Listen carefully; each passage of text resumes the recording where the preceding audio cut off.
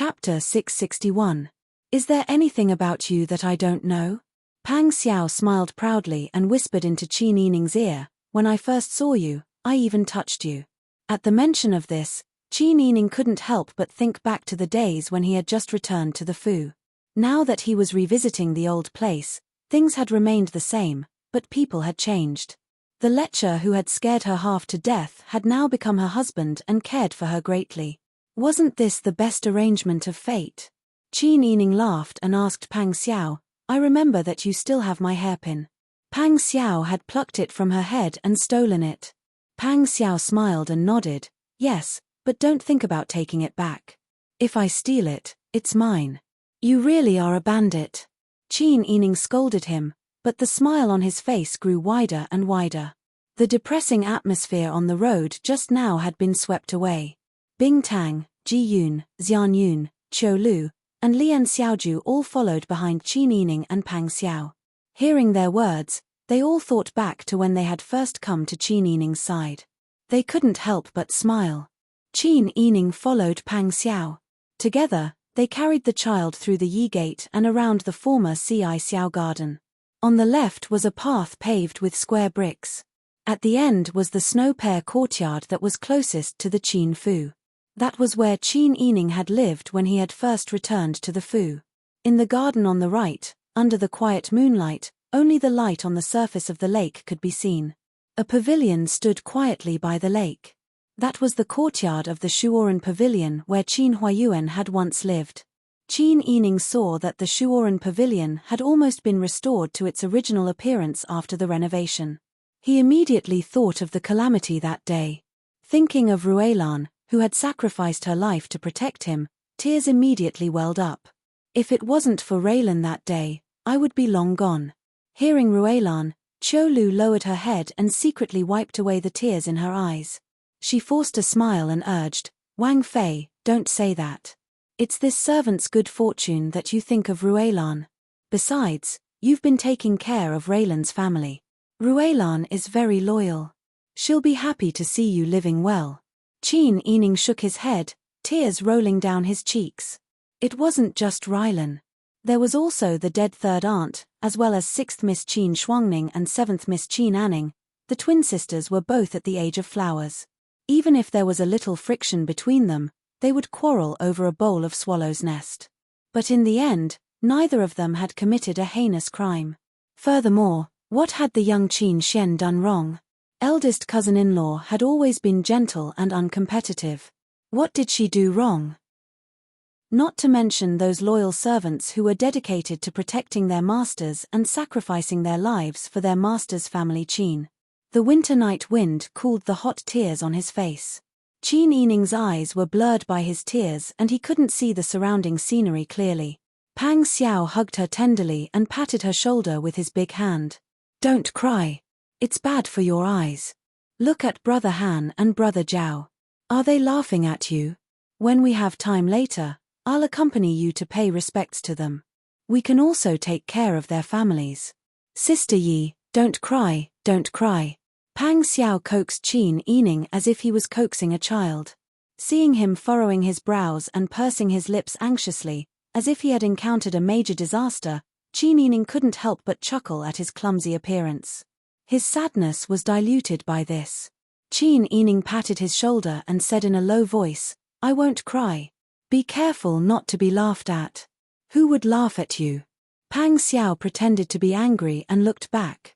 The maidservants and attendants were looking at the night sky, the lake, and the tips of their shoes. They didn't look at them at all. Their uniform absent-mindedness was as fake as it could be. Qin Yining's face turned red and he quickly changed the topic. Snow Pear Courtyard is the right size for everyone to gather in one place. It's also close to the back door and the courtyard wall. If there's a situation, it'll be easy to go in and out. Let's stay in Snow Pear Courtyard. Okay. Pang Xiao and Qin Yining walked in front. The group of people walked along the corridor and arrived at Snow Pear Courtyard in a grandiose manner. The old servant in charge of looking after the courtyard opened the big lock hanging on the courtyard door and said with a smile, the courtyard and the room are cleaned frequently. It's just that the bedding is not complete. It's not a problem. We've brought it with us. Ji-yoon arranged for the servants to tidy up the room. They moved the boxes and bedding, lit the fire, boiled the water, and wiped the floor. Everything was done in an orderly manner. Pang Xiao accompanied Qin Yining to coax the children in the inner room. When the charcoal basin was brought into the room, it gradually warmed up. Pang Xiao then went to carefully check the defenses in the courtyard. Originally, he wanted to leave Jinghu Wei behind. However, Qin Yining strongly objected. In the end, Pang Xiao could only listen to her and leave 4 people behind to take care of Snow Pear Courtyard. He cooperated with Da Han and Jingzhe to take care of it. After confirming that there were no flaws in the shift, Pang Xiao returned to the room and said, "Sister Yi, I'll take my leave first." Qin Yining nodded and said with a smile, "Don't worry, I'm here. Do your job well and pay attention to your safety. If there's any situation, send someone to inform me at any time. Don't make me worry. I know. You too." Pang Xiao leaned forward and planted a kiss on Qin Yining's forehead. He wanted to say goodbye, but he couldn't help kissing her nose bridge. Finally, he sucked on her soft lips and rubbed them with his teeth. This kiss wasn't deep, and it didn't contain any emotions. There was only a strong desire to cherish. When their lips parted, the two of them looked at each other at the same time. Their eyes only reflected each other's shadow. Pang Xiao sighed softly, "I'll do my best to do everything well. This way, I won't be forced to separate from you in the future. When the time comes, I'll bring you with me wherever I go. No one will criticize me behind my back, and I won't have to consider anyone's feelings." Although she knew that it was almost impossible to achieve what Pang Xiao said, Qin Yining still couldn't help but reveal a bright and beautiful smile. She nodded and said, "Okay, when the time comes, I'll bring the children and go sightseeing together. Amen, be good." Pang Xiao kissed her cheek again. Seeing that it was already late at night and the 2 children had already fallen asleep in the cradle, it wouldn't be right to delay any longer. Pang Xiao finally left Qin Manor with Huzi and Jinghu Wei, and urged his horse to hurry towards the military camp. As the sound of the horses' hooves gradually faded away, Qin Yining slowly sighed. Seeing that everyone around him was a bit heavy, Qin Yining adjusted his mood and said with a smile, "All right, it's too late today. Everyone should go and have a good rest. If there's anything else, we'll talk about it tomorrow." "Yes." Everyone responded in unison. Xianyun stayed behind to take care of Qin Yining while he rested. The 2 wet nurses also stayed in the bedroom to take care of Brother Zhao and Brother Han. They had a good night's sleep and passed peacefully.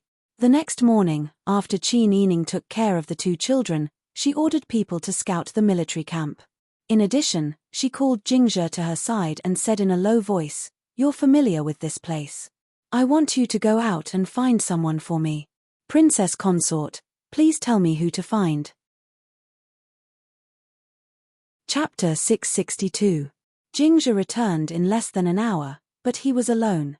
When he saw Qin Yining, he first bowed and then whispered to her, "Princess consort, this subordinate has found head shopkeeper Xia.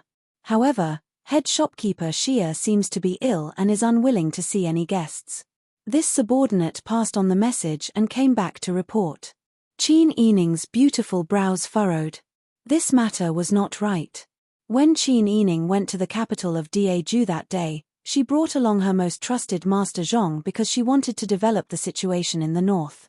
In the south, all of her farmlands, shops, as well as the caravan and cow gang that transported grain and goods were already established. As long as the situation was stable, there was no need to develop. Moreover, the south was their base of operations after all, and Duchess Ding was looking after it. Therefore, Master Zhong recommended his most trusted assistant shopkeeper to Qin Yining to take over the matters in the south. Head shopkeeper Xia was over 40 years old and was at the age when men were the strongest and most stable. Qin Yining had always trusted him. Who would have thought that something like this would happen when she came today? Head shopkeeper Xia was not someone who did not know etiquette. It did not make sense that the shopkeeper under her would pretend not to know when she, as the owner, returned to the old capital in such a grandiose manner. Not only did he not take the initiative to greet her, but he also did not come when she sent someone to invite him. If head shopkeeper Xia was truly ill and could not get out of bed, then it would be fine. However, if he was not, then this matter would not be easy to deal with. When you arrived, did anything strange happen in head shopkeeper Xia's home? Jingzhe thought carefully. He shook his head and said, head shopkeeper Xia's servants did not have any abnormalities on their faces. There also did not seem to be anything wrong in the house. Presumably, nothing major had happened. I understand. Thank you for making this trip. You can go and rest. Qin Yining nodded and politely thanked Jingzhe. Jingzhe was overwhelmed by the favor and repeatedly waved his hand, saying, working for Princess Consort is this subordinate's duty. Princess Consort, there is no need to be so courteous with this subordinate. This subordinate will take his leave. Jingzhe bowed and slowly retreated. Qin Yining couldn't help but chuckle when he saw how respectful he was. However, after laughing, Qin Yining fell into deep thought again. Shopkeeper Xia's situation was indeed suspicious. This made Qin Yining think of Pang Xiao. Deng Minchang, who was supposed to visit Pang Xiao, did not appear. Instead, Pang Xiao had to rush to the barracks to check on the situation. Moreover, he did not know what the situation was like. It seemed that after the Yuqi Yang and Jiyu Shixiang returned to the south, the people who originally belonged to Dian no longer recognized themselves as Daju people. This was understandable. After all, how long has it been since the fall of the Dian dynasty? In everyone's memories, the Yang dynasty was the country that they recognized. Even if the emperor was muddle-headed and tyrannical, it could not erase the status of the Yang dynasty in the hearts of the people. Only people like her, who were in a position where they had no choice, would force themselves to not make decisions based on emotions and rationally analyze the situation. Qin Yining rubbed between his brows and leaned against the soft pillow to rest with his eyes closed. Perhaps it was because she had stayed by Pang Xiao's side while she was pregnant and had been protected too well. When she had to think and plan again, she felt uncomfortable. In fact, if she didn't do anything and just stayed at home to take care of the children, it would be fine. Pang Xiao was a capable and responsible person. He would definitely handle everything properly and wouldn't let her suffer. It would be fine as long as she didn't cause trouble and didn't drag Pang Xiao down. But she did not want to be a burden. She wanted to be a person who could stand side by side with Pang Xiao, not a person who hid behind Pang Xiao. If she really became like that, she would become the same as other women. What reason would Pang Xiao have to treat her wholeheartedly? Qin Yining never felt that the other party needed to be focused on him when it came to matters of the heart. Relationships needed to be managed, and marriage needed to be managed even more. It did not mean that one could do whatever they wanted without restraint when they had love. On the contrary, it was precisely because of love that one needed to carefully protect oneself, perfect oneself, and work hard. Besides, in order to give Brother Zhao and Brother Han an extra layer of protection, Qin Yining could not let himself relax. Thinking of this, Qin Yining suddenly sat up straight, her eyes bursting with sharpness. Her entire spirit was different from before. No, she could not let herself get used to relying on Pang Xiao. She had to be independent. It was not that she did not believe in Pang Xiao, but she had to be like her grandmother. Even if she was one person, she could support the entire family. That way, she would have more confidence to survive. Wang Fei, Master Zhong is here, Xian Yun called in a low voice from outside the door. Quickly invite him in. Qin Yining stood and walked to the main room used for receiving guests. Just as he sat down, the dark green bamboo curtain was lifted. A gust of cold wind blew in. Master Zhong ducked into the room. Wang Fei. Master Zhong bowed. No need to be so courteous, please sit down. Qin Yining smiled as he ordered the servants to prepare tea. He then asked, how are the matters of the fields being handled? Ji Yun carried a black tray with 2 beams into the room. She placed 2 white porcelain bowls on the square table next to Qin Yining and Master Zhong's hands. Then she bowed and retreated. Head shopkeeper Zhong nodded his head in greeting. When there was no one else in the room, he said in a low voice, Wang Fei, to tell you the truth, I didn't have a good time visiting the other estates, so I didn't look carefully at the other 10 or so estates and our shops. I hurriedly came back to report to you. I was afraid of startling the snake. Qin Yining nodded in understanding and said, It seems that there is a problem here. My side also did not go smoothly. The news that Wang Yi and I came should not be a secret.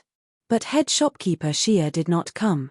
I sent people to find him, but head shopkeeper Xia said he was sick and did not want to see us. I already had my suspicions. I did not think that it would be the same on your side. Master Zhong shook his head with some self-blame. This matter was my negligence. At the time, I felt that the South was stable enough to be our support.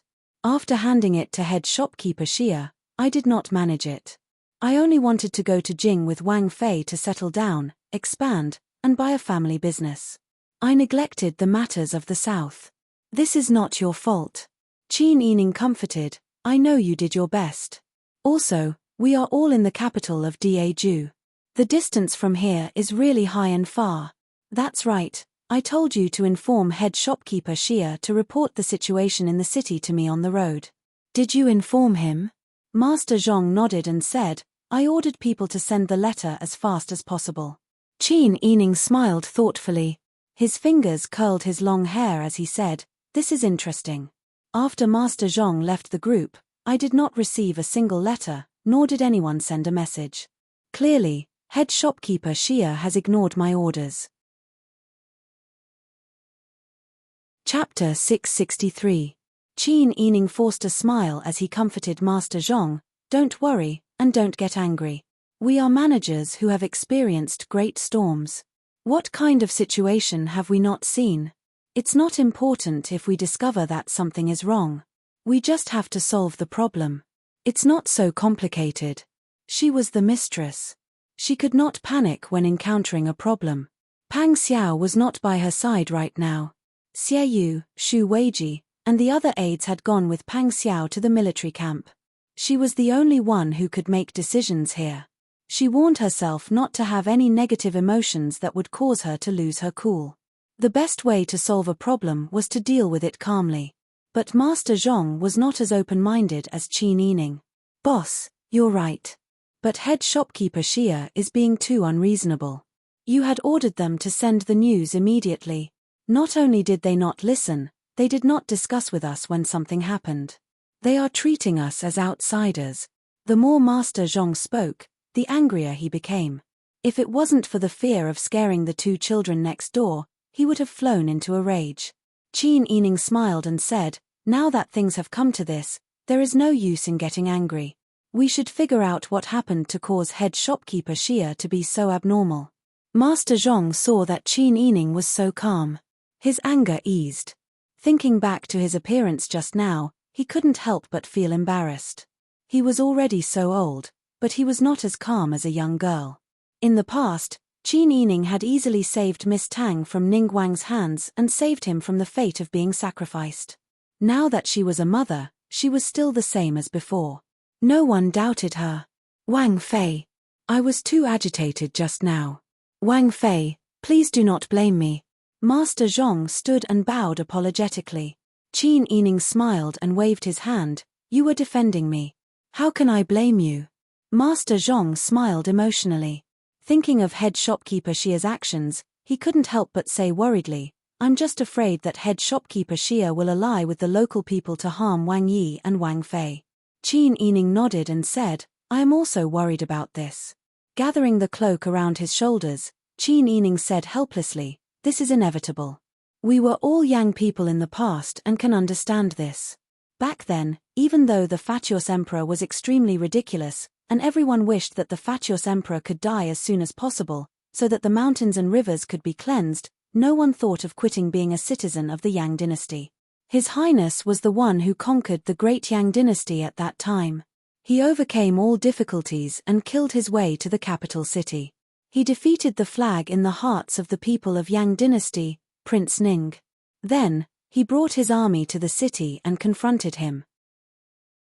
Even though he never massacred anyone in the city, and never allowed his men to rape and pillage, everyone's fear of him was deeply rooted.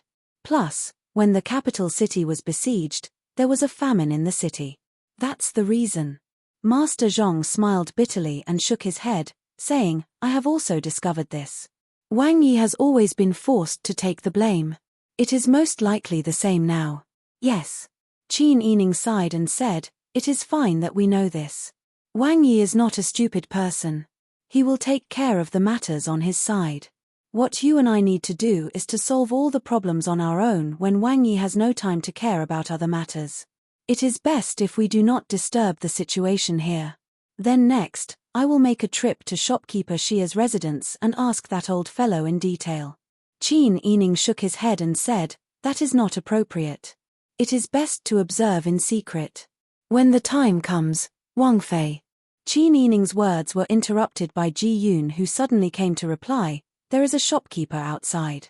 He says he is one of shopkeeper Xia's subordinates and has come to report to you." Hearing this, Qin Yining and Master Zhong looked at each other in surprise. Master Zhong smiled coldly and said, "I did not expect him to understand. That way, we won't have to waste twice the effort to do it." Qin Yining also nodded. In her heart, she really hoped that shopkeeper Xia was not a traitor. Therefore, Qin Yining's attitude towards the person who came to report was somewhat anxious. The sound of footsteps came from outside. Master Zhong immediately stood up and lowered his posture in front of Qin Yining. He stood with his head bowed as he replied. Qin Yining knew that Master Zhong wanted to establish her authority in front of outsiders, so she did not stop him. Not long later, the warm curtains were lifted and a young man who had not yet reached 20 walked in. He was wearing a cotton jacket with narrow sleeves and a black sheepskin vest. His clothes were new. Looking at his appearance, it was clear that he had not gotten used to this style of dressing. Seeing Qin Yining, he did not even dare raise his head. He lowered his head and knelt to greet her. "This lowly one, Lu Die Shun, greets Wang Fei. Please rise. There is no need to be so courteous." Qin Yining ordered for tea to be served. She then said to Master Zhong, "You should also sit. Let's all sit down and talk." "Yes, many thanks Wang Fei." Master Zhong cooperated and sat down in his previous position. He only dared to sit to the side. Lu Die Shun saw that even Master Zhong, who was dressed in silk and looked very dignified, was so careful. He also copied Master Zhong and sat down sideways. Qin Yining asked, "Have you come here to report something?" Replying to you, "It was head shopkeeper Xia who sent me. Head shopkeeper Xia's body is not well and it is not convenient for him to come out. He was also worried that Wang Fei might not understand some things. Thus, he gave me some instructions and I came. If Wang Fei has any questions, please ask." "What a joke."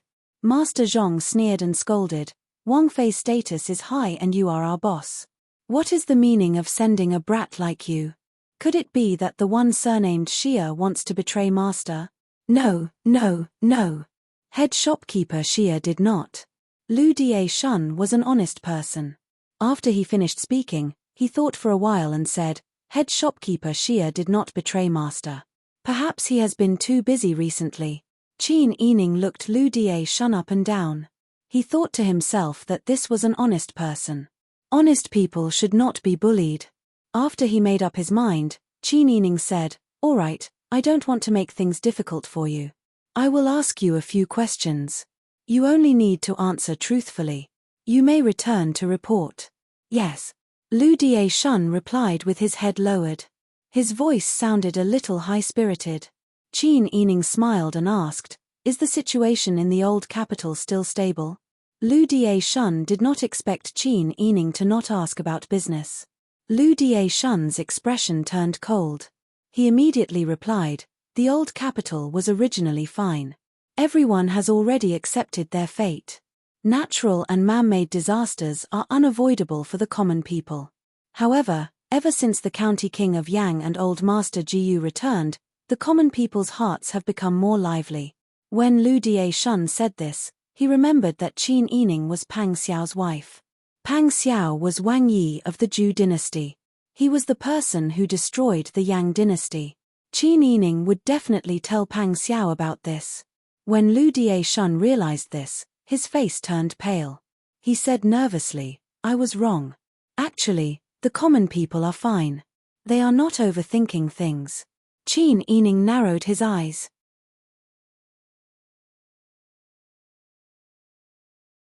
Lu Dashun lowered his head, not daring to express the thoughts in his heart. But in front of a beautiful woman, not only was his heart softened, but he also could not help but want to show off a little.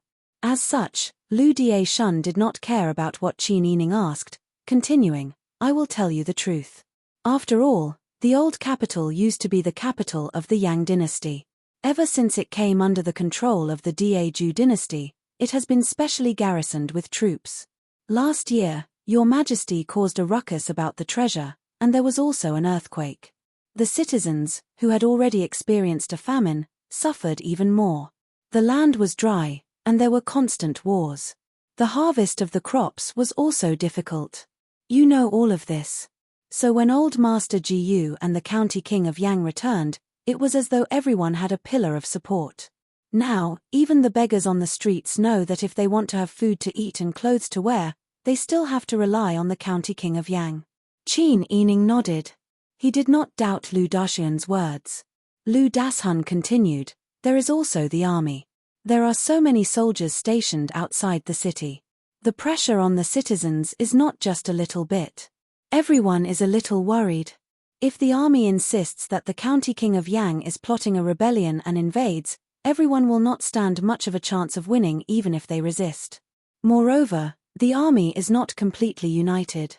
Lu Dashun had unknowingly spoken about the situation that the citizens did not dare to discuss in private. Qin Yining did not try to interrupt him. Instead, he nodded appropriately in response.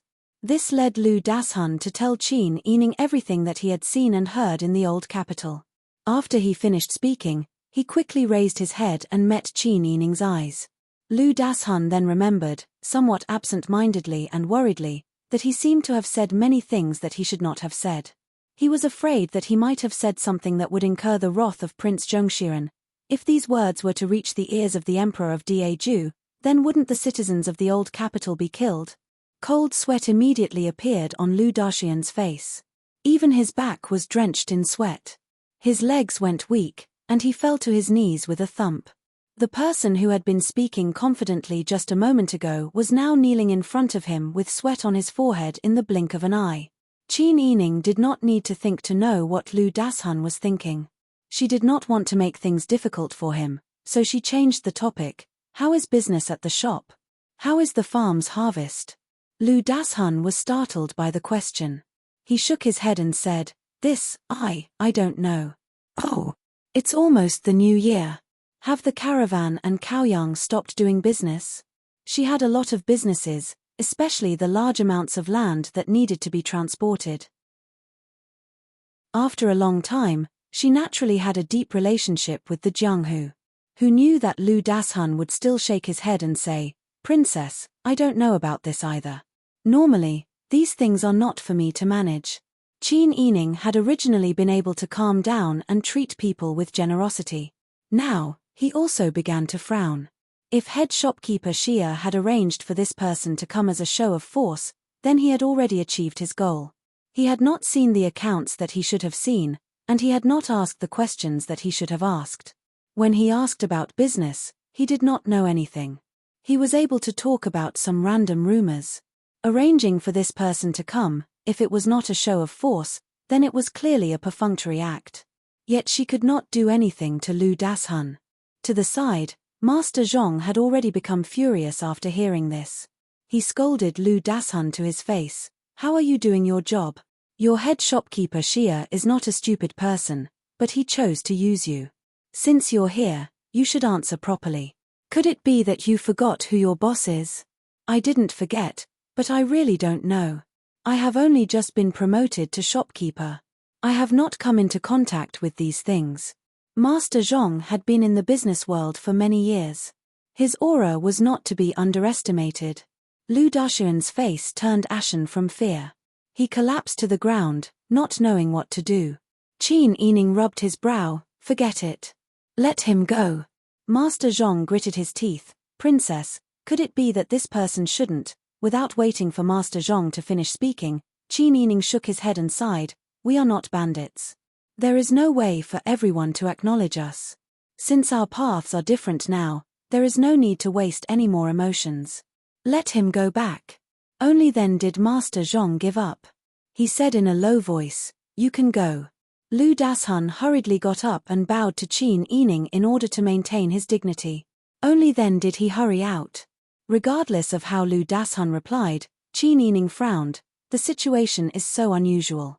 It seems that we can only use the power and manpower that my grandmother left behind. Chapter 665. When Qin Yining thought of Duchess Ding, she couldn't help smiling. Even her eyes became soft. Actually, I haven't contacted her during this time. But when Grandma handed over the Qingtian alliance to me and led the family to the south, she told me her plan. She also left some people in the old capital. She asked me to contact her if I had any difficulties. Master Zhong was filled with emotion. He couldn't help but say with admiration, Duchess Ding has great foresight and has always been good at planning. It's really admirable. Qin Yining nodded in agreement. Grandma not only has brains, but also courage. If only I could be like Grandma. Qin Yining could never forget the tragedy of the Sun family when Duke Ding's mansion was destroyed. When the womenfolk lost hope, Duchess Ding not only became their backbone and led them to survive, but also joined the Qingtian alliance and became the leader. She also avenged the men of the Sun family. Qin Yining naturally didn't want anything to happen to the Pang family. But Pang Xiao's current position was really comparable to that of the Sun family, which was famous on the surface. Qin Yining was very worried. She was afraid that something would happen to her family and Pang Xiao. She was also afraid that she didn't have the courage and perseverance to support the whole inner residence. Therefore, Duchess Ding had always been Qin Yining's role model. Master Zhong laughed. Princess, why are you so modest? Aren't you the same as Duchess Ding now? I'm still far from it. I'm not as strong as Grandma in my heart. But you're only 28 years old. Duchess Ding may not have your ability at your age. Qin Yining smiled and waved her hand. Master Zhong's praise made her feel ashamed. Obviously, Qin Yining didn't have such strong confidence in herself. There's something I need you to do in person. Princess, just tell me. Qin Yining leaned close to Master Zhong and whispered, Go and find out if there's a Zheng's textile shop in the old capital.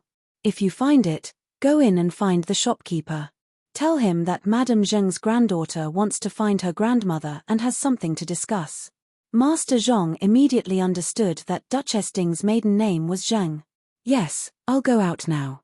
Qin Yining nodded with a smile. You can take the people you trust with you. Pay attention to change your clothes and don't be found out. Master Zhong immediately nodded. Yes, I understand. When Master Zhong went out to find Zheng's textile shop, Qin Yining went back to the inner room to breastfeed the baby. Zhao Ji and Han Ji had different temperaments. Zhao Ji was quieter and didn't make a lot of noise. He slept more than Han Ji. Even when he woke up, he just opened his eyes wide and looked around curiously. When he saw Qin Yining, he would grab Qin Yining's long hair and play with it. The little red mole between his eyebrows made his small face look as cute as a baby in a New Year's painting. Han Ji was more lively and liked to act like a spoiled child. Even if the wet nurse was by his side all the time, he would still babble and make noises to attract the attention of the people around him. When he saw Qin Yining, he would even grin until his saliva flowed out. He was also very clingy. When he reached Qin Yining's arms, he wouldn't let go. The two children were like carved jade. Qin Yining reclined on the soft couch and played with one, then the other. When she reached out a hand, one child grabbed her finger and the other grabbed her light blue brocade sleeve. Qin Yining turned around and smiled at Bing Tang. Look at them. Bing Tang handed the warm handkerchief in his hand to Qin Yining and then supported himself on the edge of the bed to look at the two children in swaddling clothes. Qin Yining gently wiped the children's small hands and sighed softly. Wang Fei, what's wrong? Nothing, it's just that Wang Yi likes daughters. Next time, he will try to give Zhao Jie and Han Jie a little sister. Bing Tang was speechless. His lips moved, but in the end, he just nodded. There will be. The future is still long. Yes, it's still long. Qin Yining handed the handkerchief back to Bing Tang and continued to lie on the couch and play with the two children. Does Zhao Jie like little sisters? What about Han Jie? Bing Tang dragged the cold handkerchief and retreated. He stood in the corridor and took a deep breath of the cold air. After holding it for a while, he exhaled. Wang Fei still didn't know that Wang Yi had decided not to have children in the future. Bing Tang touched the porcelain bottle in his sleeve and his fingers gradually clenched. The medicine that Pang Xiao wanted had already been made. If they took this medicine, who knew if they would have the chance to have children in the future? In Bing Tang's view, sterilizing a man was as cruel as depriving a woman of the right to have children.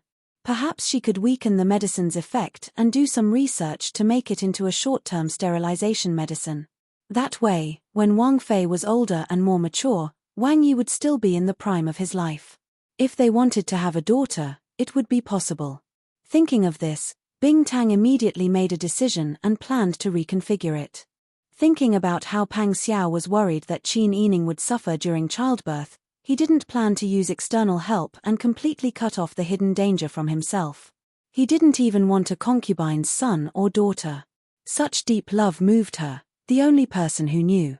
For Pang Xiao's health and their future as husband and wife, Bing Tang decided to try again. Qin Yining naturally didn't know what Bing Tang was going to do. She had always been generous to the people around her. Bing Tang, Ji Yun, Xian Yun, Qiu Lu, and Lian Xiaoju all took their own shifts. Bing Tang was often immersed in medical research, so she never asked them how they took their shifts. Qin Yining accompanied the two children for a while. Not long after, there was a rush of footsteps outside the door. A servant girl responded, "Wang Fei, Master Zhong is here." Qin Yining sat up in surprise. "So fast?" She quickly walked to the front hall. Just as she lifted the bead curtain hanging down from the floor, she saw Master Zhong standing there with a strange expression on his face. The person who had been in high spirits and full of smiles when he came out was now pale and his eyes were slightly red. "What's wrong? Did things not go well?" Qin Yining worriedly walked closer. Master Zhong nodded. His throat was so dry that it was like sandpaper. He forced himself to swallow a mouthful of saliva to moisten his throat before saying with difficulty, "Wang Fei, something happened at Zhengji's textile shop." Qin Yining's pupils shrank slightly. "What happened?" "The textile shop has put up white linen and mourning flags. All the workers who come and go are wearing mourning clothes. When I went there, their shopkeeper wasn't there. I don't know what happened. I carefully asked around, but their workers are all very tight-lipped. I couldn't find out anything. Later, I went to the backyard of their shop. There were also mourning flags flying. After waiting for a while, I finally found an old farmer who was delivering vegetables to them.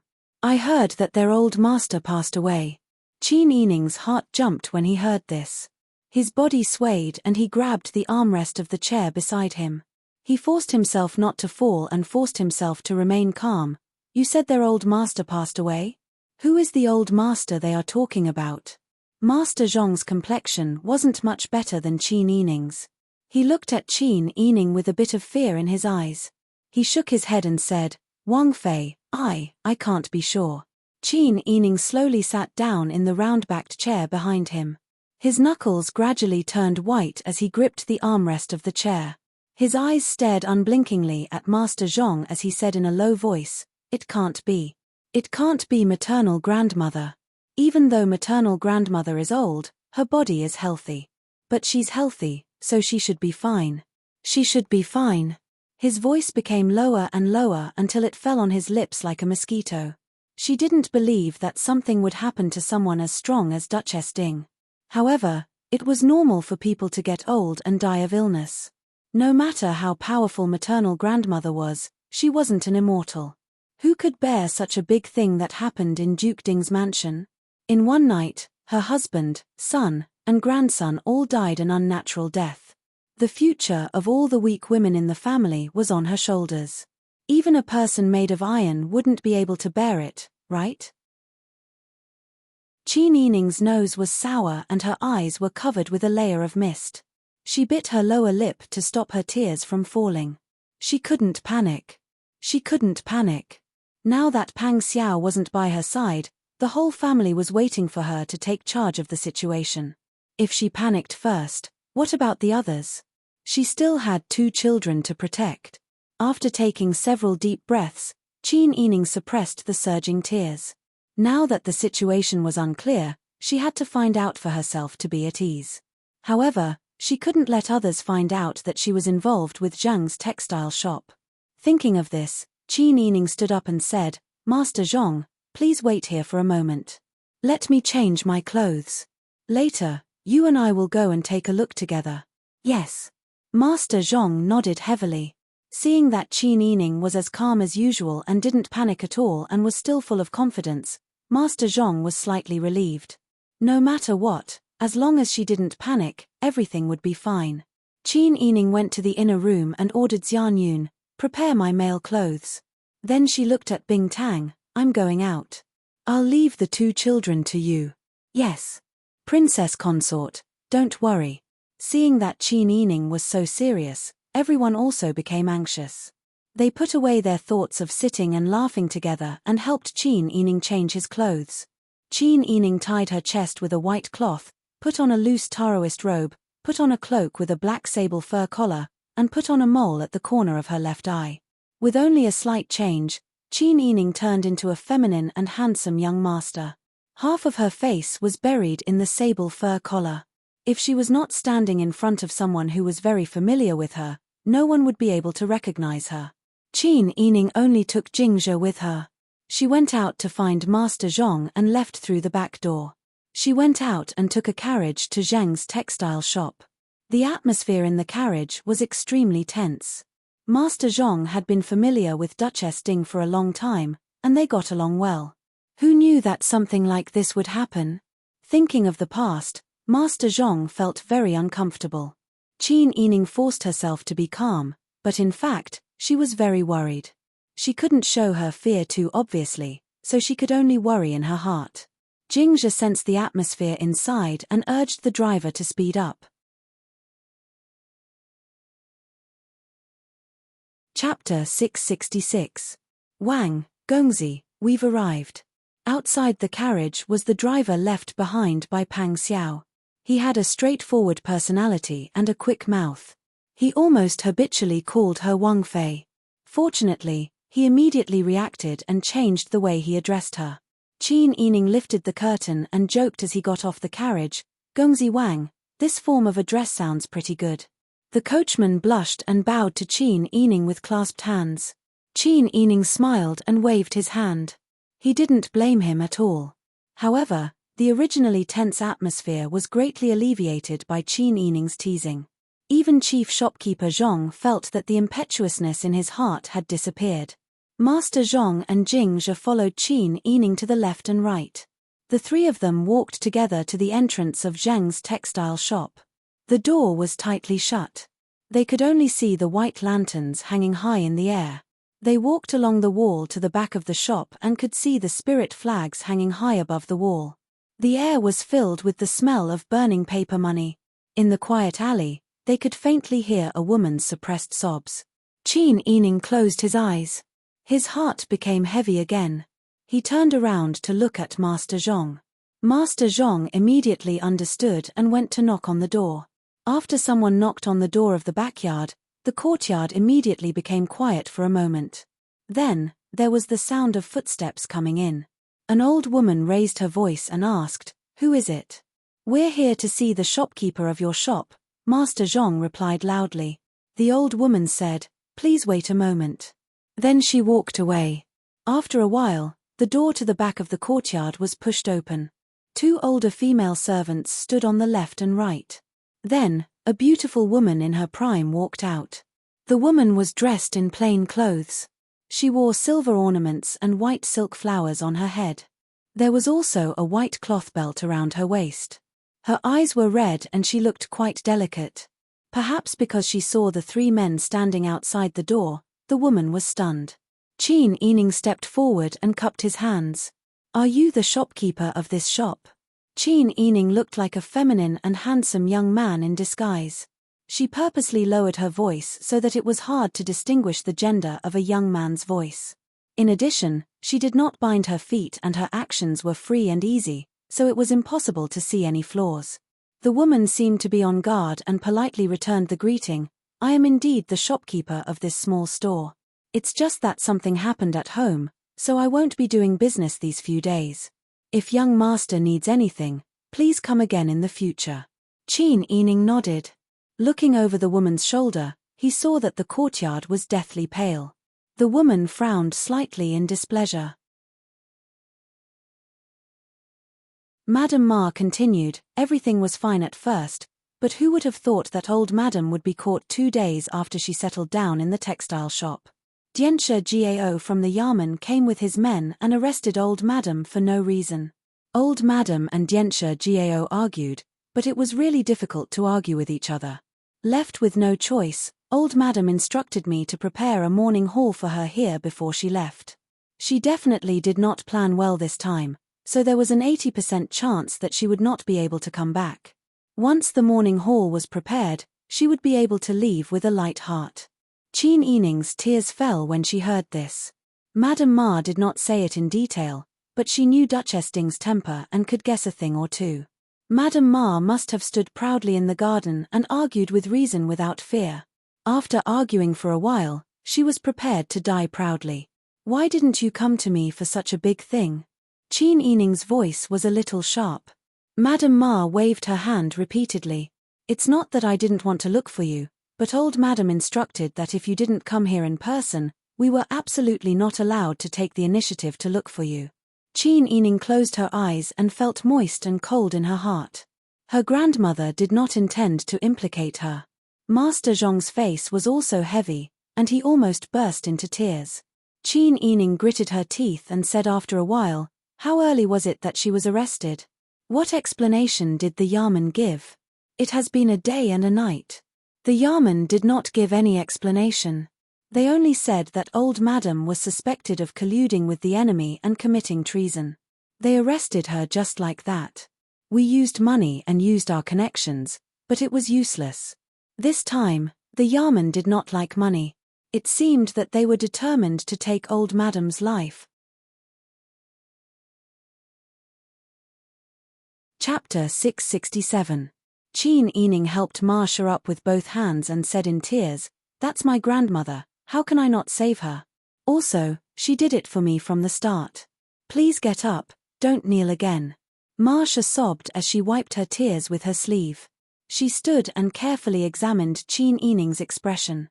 Seeing that she was truly planning to save her, she felt slightly reassured. Then she blushed. Qin Yining and old Madame Zheng were related by blood. She was just an outsider and did not have the right to say those words. It would seem that she was doubting Wang Fei's character. Marcia was slightly anxious and stammered as she explained, "Wang Fei, please forgive me. Just now, I was too worried about old Madame's situation, so I spoke. You are wholeheartedly concerned about my grandmother, how can I blame you?" Qin Yining gently interrupted her explanation and patted the back of her hand comfortingly. "Don't worry, I understand." Marcia raised her eyes and met Qin Yining's clear eyes that were filled with wisdom and tolerance. Her anxiety miraculously eased. Wang Fei was not that kind of person. She should trust her. The group entered the front hall. Qin Yining led Master Zhong and Jing Zhe. Marcia only had an old mama with her. The others were sent to the yard. Marcia said in a low voice, "Speaking of this, Wang Fei and I can be considered distant relatives. My Yinyang is your second maternal aunt's distant cousin. However, my family rarely interacts with your second maternal aunt's maternal family, so we have never interacted with each other. My husband's surname is Fu.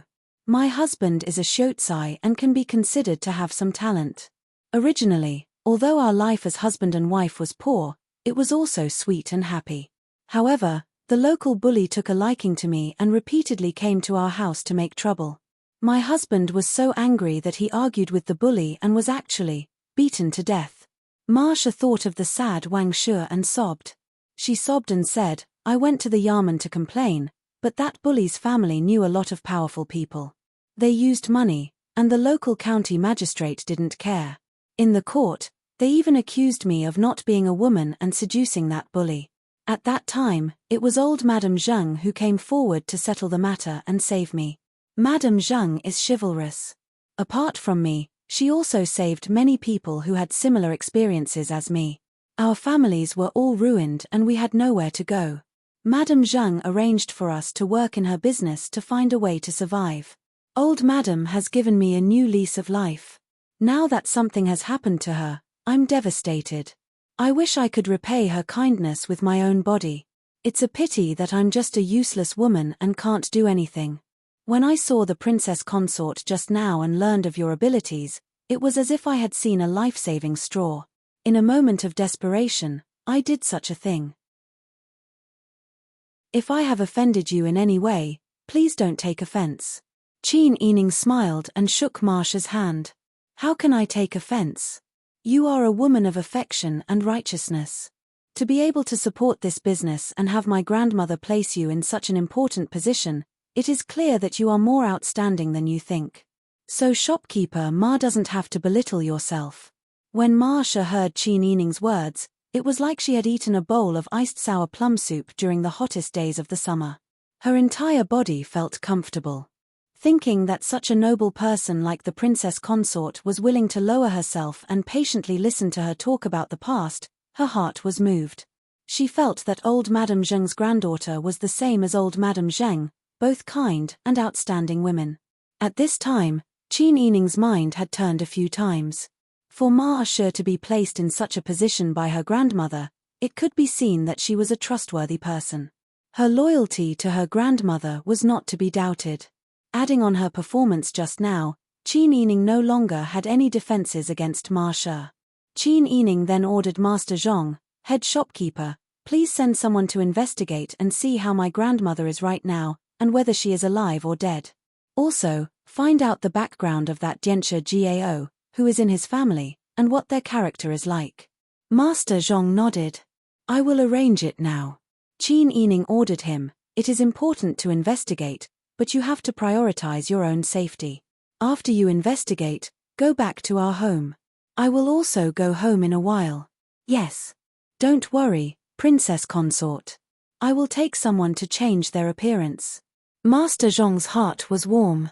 After bowing, he quickly walked out. Qin Yining turned his head and met Marsha's puzzled gaze.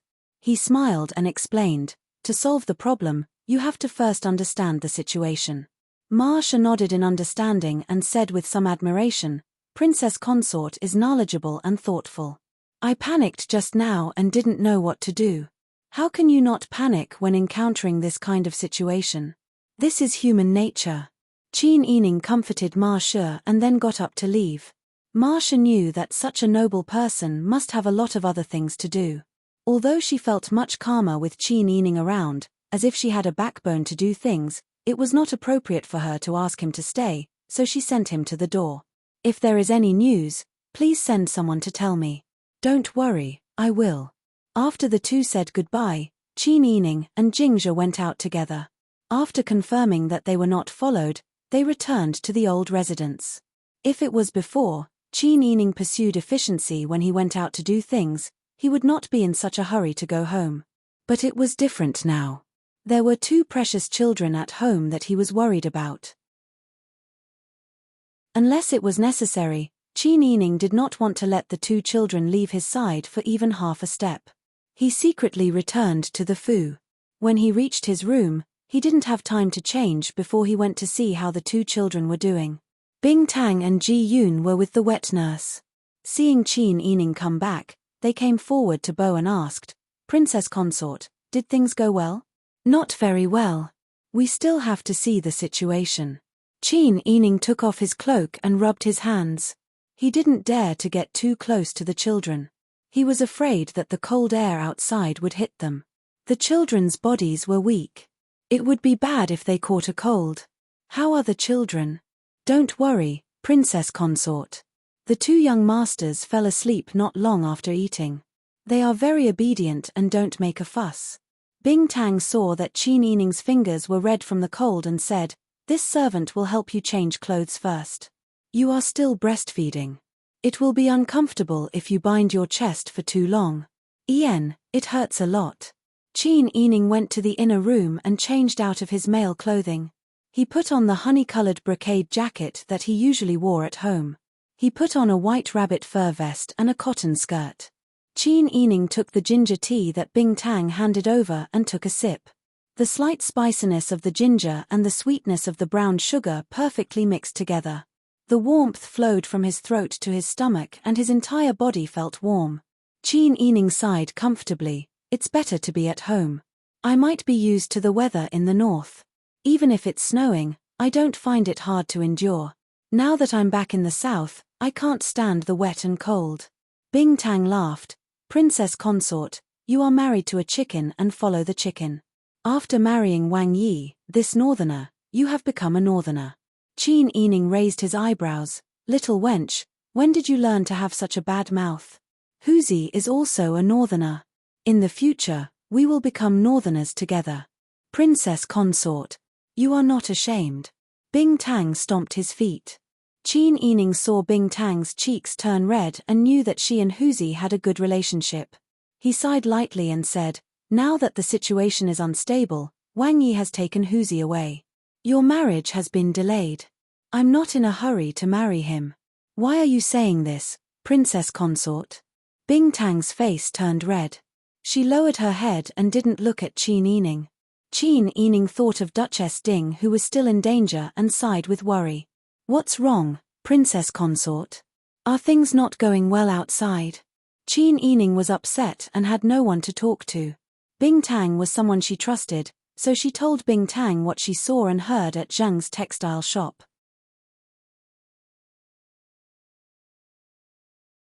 Chapter 668. How could Qin Yining not be worried that things would develop in an uncontrollable direction? However, it was useless for her to be anxious now. She could only wait for Master Zhong to find out the information before making the next step. Qin Yining vaguely felt that head shopkeeper Xia's actions might have something to do with the arrest of Duchess Ding. Qin Yining and Bing Tang chatted to pass the time.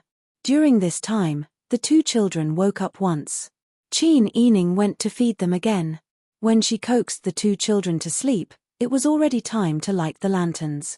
The vast courtyard of the Qin mansion was dark and gloomy. The chilly winter wind blew through, making a sound that sounded like sobbing. Qin Yining casually flipped through a book called Zhuozhuan. In the compartment, several servant girls who were doing needlework were talking and laughing in low voices, which dispelled the desolation in the air. In reality, Qin Yining also felt uncomfortable living here. Her family had been prosperous for a time. Not to mention the master, there were hundreds of servants in such a large residence. When she was in charge of the family, Qin Yining could still vividly remember how she held meetings with the servants to mobilize them. However, how long had it been?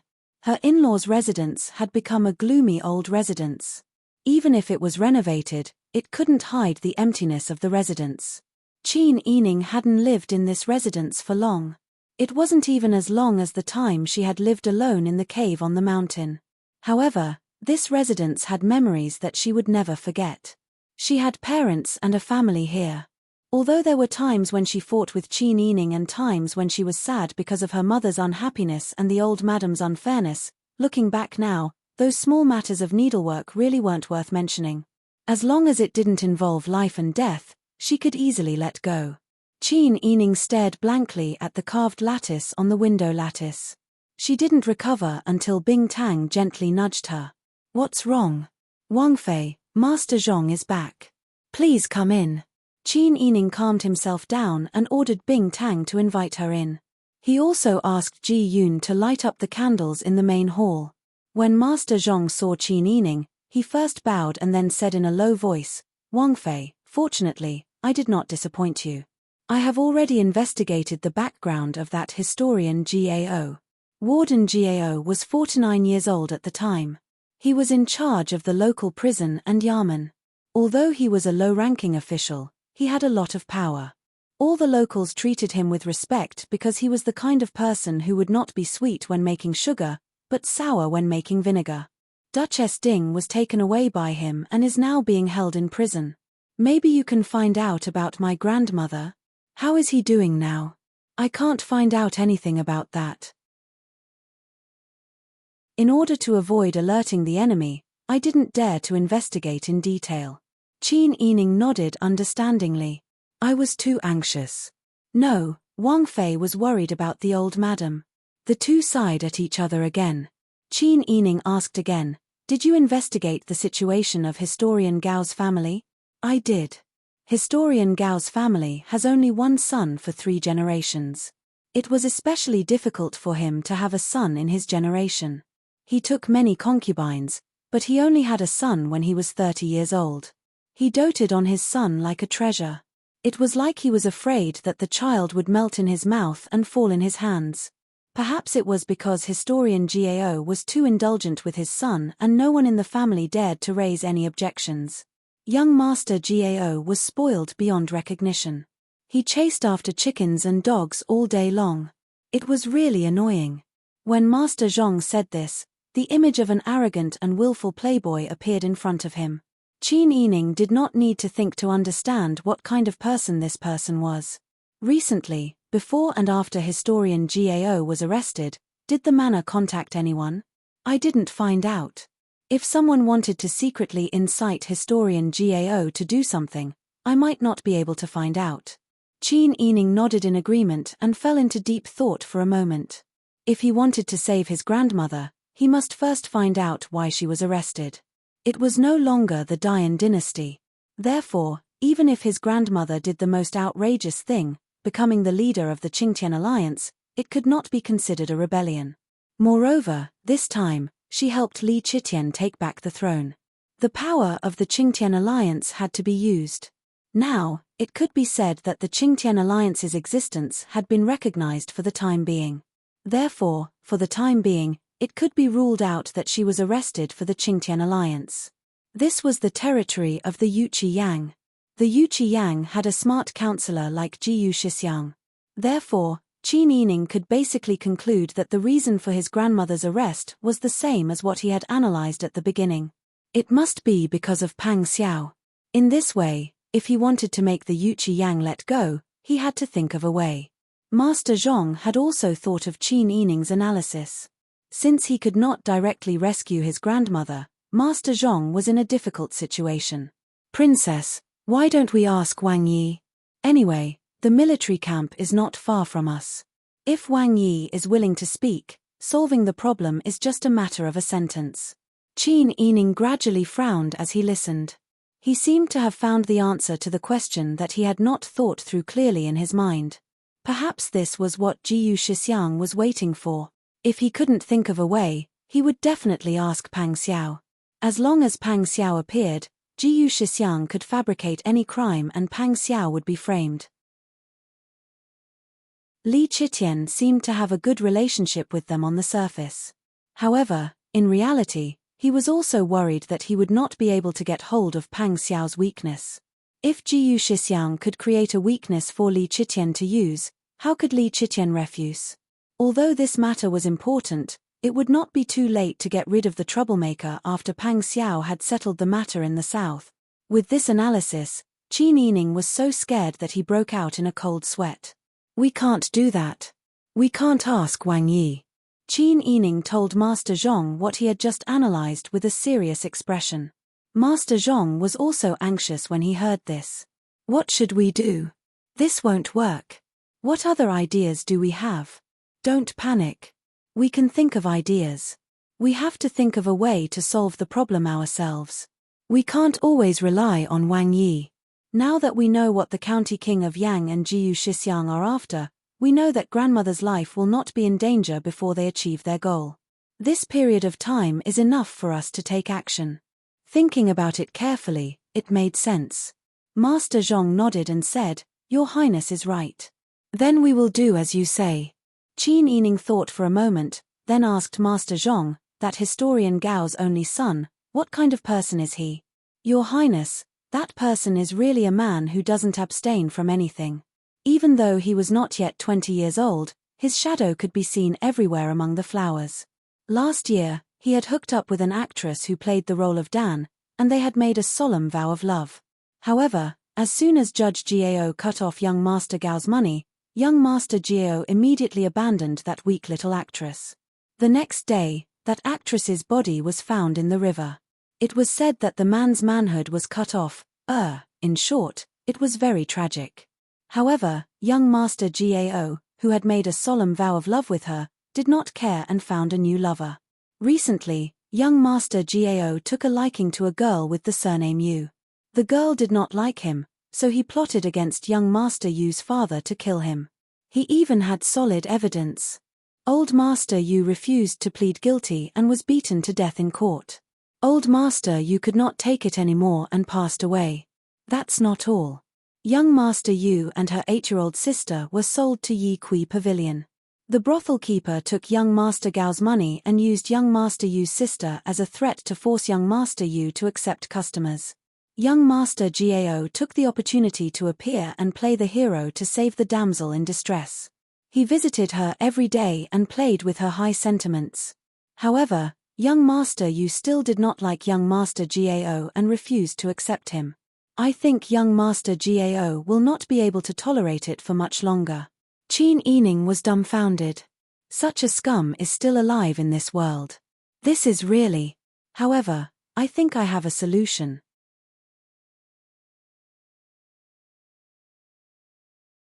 Chapter 669. Translator, Transan Editor, Transan Kanji Factory. Qin Yining smiled, just follow my instructions and you'll know. Ever since I became pregnant, Wang Yi has not allowed me to use my brain to do anything. I've been content with the status quo for too long and haven't done anything for a long time. My skills have become rusty. Master Zhong laughed heartily when he heard this. Seeing that Qin Yining had a card up his sleeve, he relaxed a little. Qin Yining said, tomorrow, follow my instructions and invite Liao Zhibing over. As he spoke, he whispered a few words into Master Zhong's ear. Master Zhong nodded solemnly, I'll definitely do it for you. It was getting late, so Master Zhong took his leave to rest. After he left, Qin Yining returned to his bedroom. However, he was unable to sleep for most of the night. As this matter concerned his grandmother, Qin Yining did not dare to be negligent in the slightest. She carefully analyzed her entire plan from the beginning to the end, and imagined many unexpected situations in her mind, as well as how to deal with them when she encountered them. In the end, he was too tired and fell asleep in a daze. The next day, Liao Zhibing brought Zhao Wanjin and Zhao Inuo along with Master Zhong to meet with Qin Yining. Qin Yining ordered people to invite everyone into the front hall of the Qin Manor. He also ordered the guards to guard the surroundings to prevent anyone from eavesdropping.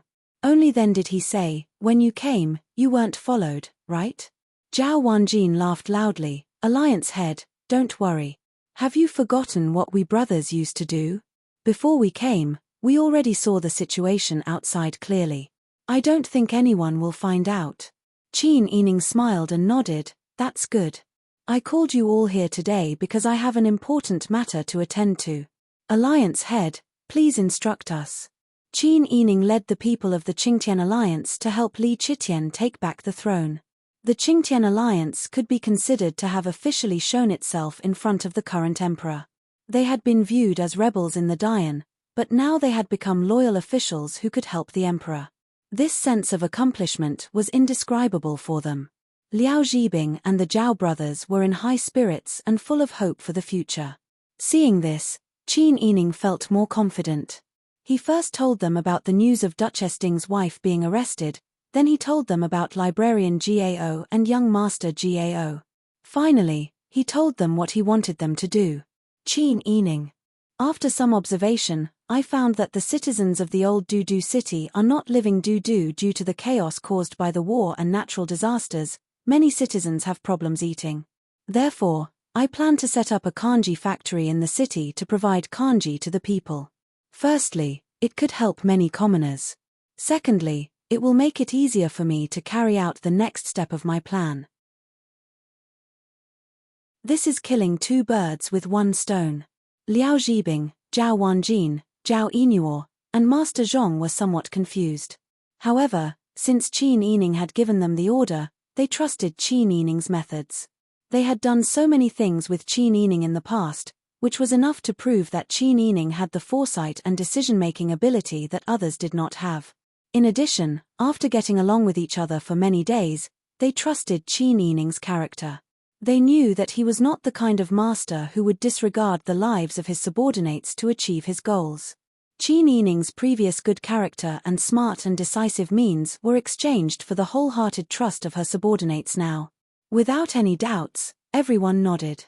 Since Alliance Head has made such a decision, he must have thought about everything. Brothers, let's do as he says. That's right. It's just that after setting up the porridge factory, we'll have to feed so many citizens. It's going to cost a lot of money. Qin Yining smiled and said, I still have so many fields and lands to harvest. If we transfer a portion of the money earned from the grain and land, we'll be able to save many lives. Furthermore, I do have other plans for giving out porridge this time. This can be considered killing two birds with one stone. Yes. Since Qin Yining had made the decision, everyone nodded in unison. Master Zhong said, Boss, don't worry. I'll go and transfer the money and grain. After Qin Yining nodded, Master Zhong took his leave. Qin Yining said to the three people in the room, This time, I don't want to open the porridge factory under Wang Yi's name. Instead, I want to open it under the name of a foreign merchant. Why is that? This time, Zhao Wanjin and Zhao Yinuo couldn't help but raise their voices. Alliance Head, this is such a good opportunity to make a name for yourself. This is such a good thing. If you do it, you'll be able to accumulate good karma for your family. Why do you have to keep it a secret? Thinking about the current situation, Qin Yining smiled bitterly and shook his head. Actually, how could I not want to help Wang Yi gain a good reputation? It's just a pity that the current political situation is very tense. The situation in the south is also very chaotic. I don't dare to act rashly and delay Wang Yi's important matters. Besides, setting up the porridge factory is only one aspect of my plan. The most important thing is that I want to save my grandmother. After thinking about it, I feel that this plan is very feasible. The manager of the porridge factory is a kind-hearted and wealthy merchant from outside the country. I'll need your help. Alliance Head, don't worry. It's our duty to help. Zhao Wanjin and Zhao Yinuo were both born bandits. They were straightforward and full of masculinity. In comparison, Zhao Wanjin was more experienced and tactful than Zhao Yinuo. He was used to judging the situation and observing his surroundings. As such, Qin Yining gave the task to Zhao Wanjin and whispered a few words into his ear. Zhao Wanjin nodded as he listened. At first, he didn't understand what Qin Yining's plan was, so he was a bit depressed. But now, after hearing Qin Yining's analysis and plan, Zhao Wanjin's depression disappeared. All that was left was admiration. Zhao Wanjin nodded again and again. Alliance Head, don't worry. I'll definitely do everything for you. All right, then I'll have to trouble you. Qin Yining sent the guests off with tea. Zhao Wanjin and Zhao Yinuo also left the residence. Over the next 2 days, a temporary porridge stall was set up in one of the most spacious open spaces in the capital. All the food that could be found was brought out. The mixed grains and beans were boiled into pots of thick porridge. The aroma of the food wafted through the air. Without needing to call for help, countless homeless people gathered around. Zhao Wanjin shouted at the top of his lungs, Everyone, quiet down and listen to me. Don't crowd around. Later, everyone will have a share. Everyone will have a share. Can you guarantee that? The commoners were doubtful. Zhao Wanjin slapped his thigh and made a bow with his hands clasped in front of him. He said in a clear voice, This one is Chen Gui, a merchant from the north. Although my family is not very rich, everyone who knows me knows that the current situation is not good. However, I am used to helping people. I do not lack food and drink. However, I also hope that the commoners can eat their fill.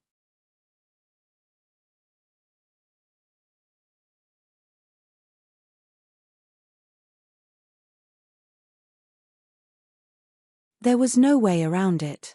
With so many citizens gathered together, the government was worried that there would be a mass uprising. However, seeing the citizens lining up in an orderly manner, and the rich boss Chen not using the government's money or asking the government for help, everyone was happy to see this kind act. Qin Yining would ride out every day at noon. When he saw the kanji factory, he would stop for a moment. She acted like a curious and kind passerby. She didn't make any eye contact with Zhao Wanjin and Zhao Yinuo. No one would have guessed that the boss behind the scenes of the kanji factory was her. On the fourth day of the kanji factory's opening, Yu Qiyang and Jiyu Shixiang also came to see the situation. They had originally thought that a normal person wouldn't be able to support such a large act of kindness in a day or two. They had specially come to see if there was any possibility of them not being able to continue. But when they arrived at the kanji factory, the kanji was still thick, and the rice used was also of good quality. The citizens had become friendly with Boss Chen. Some of the pitiful widows and widows even wore thick cotton jackets. It was obvious that someone had just given them to them. Seeing this, Jiyu Shixiang shook his head and said, "It looks like this boss really knows how to win people's heart." Yu Qiyang shook his head and said, "There are still many good people in this world.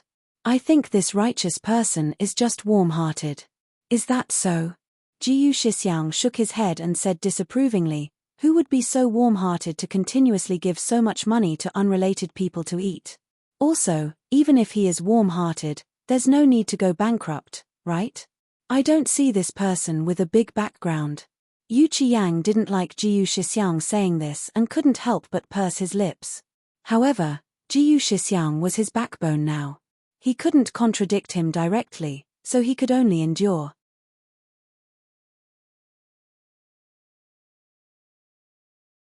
Chapter 671. When Jiyu Shixiang heard Yu Qiyang's delighted voice, his heart felt stifled. He had tried so hard to persuade him several times, but it was all in vain. Yu Qiyang didn't take it to heart at all. He could understand that young men were interested in beautiful women, but couldn't Yu Qiyang take a look at what kind of person she was? She was Prince Zhongxian's woman, and she had just given birth to 2 children for Prince Zhongxian. If she had him in her heart, that would be fine. The problem was that she didn't have him in her heart at all. She only wanted to help her husband and raise her children. Who knew when she would stab them with a knife? In terms of intelligence and scheming, Yu Qiyang couldn't compare to Qin Yining.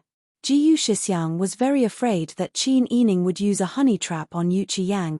He was sure that as long as Qin Yining moved a finger, Yu Qiyang would rush up to him and help him count the money. Jiyu Shixiang's heart was filled with assisting Yu Qiyang to restore the Dian dynasty. However, the emperors of the Yang dynasty were getting worse with each generation.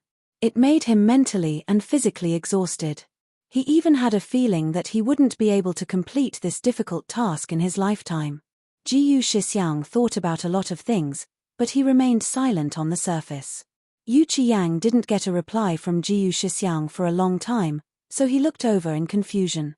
He still had an excited expression on his face, but when he saw Jiyu Shixiang's wrinkled face and his bottomless dark eyes, Yu Qiyang felt as if someone had poured a bucket of cold water on his heart. His original throbbing and enthusiasm turned into white steam at this moment. He almost heard a kai sound. Yu Qiyang was unhappy in his heart. He was, after all, the monarch of a country. Accepting remonstrances was his magnanimity and conduct as a monarch. However, if his subjects did not know their place and kept provoking his authority, it would be somewhat disrespectful. However, Jiyu Shixiang was a senior official of 3 dynasties. Even his father, the emperor, had to address him as old Grand Preceptor when he was still alive. There were many times when he needed to rely on Jiyu Shixiang's wisdom. Therefore, Yu Qiyang could only suppress his temper and say, "This king's words, Old Master Jiyu, did you not hear clearly?" He actually had the cheek to ask. Jiyu Shixiang was so angry that his beard was sticking up. If it weren't for the fact that he needed to save some face for Yu Qiyang in public, he really wanted to spit on his face. He was truly a pile of mud that couldn't be helped. Jiyu Shixiang suppressed his anger and said in a deep voice, "This old man is old and his eyesight is blurry. I can't see clearly whether that was the Prince Zhongxian's wife or not." Even though they were not far away, the old man could still see the words clearly even when he was reading, but now he was pretending to be blind. As a result, how could Yu Qiyang not understand what Jiyu Shixiang was trying to say? It seemed like he, the former emperor, was nothing in Jiyu Shixiang's eyes. He didn't care about him at all. Yu Qiyang was a stubborn person. After being mocked by Jiyu Shixiang, his heart was filled with anger. He immediately strode towards the carriage without a care for anything else. Wang Yi, where are you going? Jiyu Shixiang chased after him in shock. Yu Qiyang said, since I can't see clearly, then I'll go closer. If I can, I'll say hello. Jiyu Shixiang was so angry that he almost rolled his eyes. At this moment, Qin Yining was observing the situation at the kanji factory through a corner of the carriage's warm curtains. Out of the corner of her eye, she caught a glimpse of Yu Qiyang striding over with an angry expression. She raised her eyebrows in surprise. Could it be that Yu Qiyang knew that she was the one who caused the kanji factory incident? Otherwise, Qin Yining really couldn't think of a reason why Yu Qiyang would angrily come looking for her. Jing Zhe and the others beside the carriage also noticed that Yu Qiyang's expression was not right. They immediately surrounded Qin Yining in a well-trained manner. When Yu Qiyang saw Qin Yining, his ferocious expression finally relaxed. Looking at her slightly fuller cheeks after giving birth, she seemed to have more charm than before. Yu Qiyang couldn't stop his heart from beating wildly and his blood from boiling. Why is Wang Fei also here?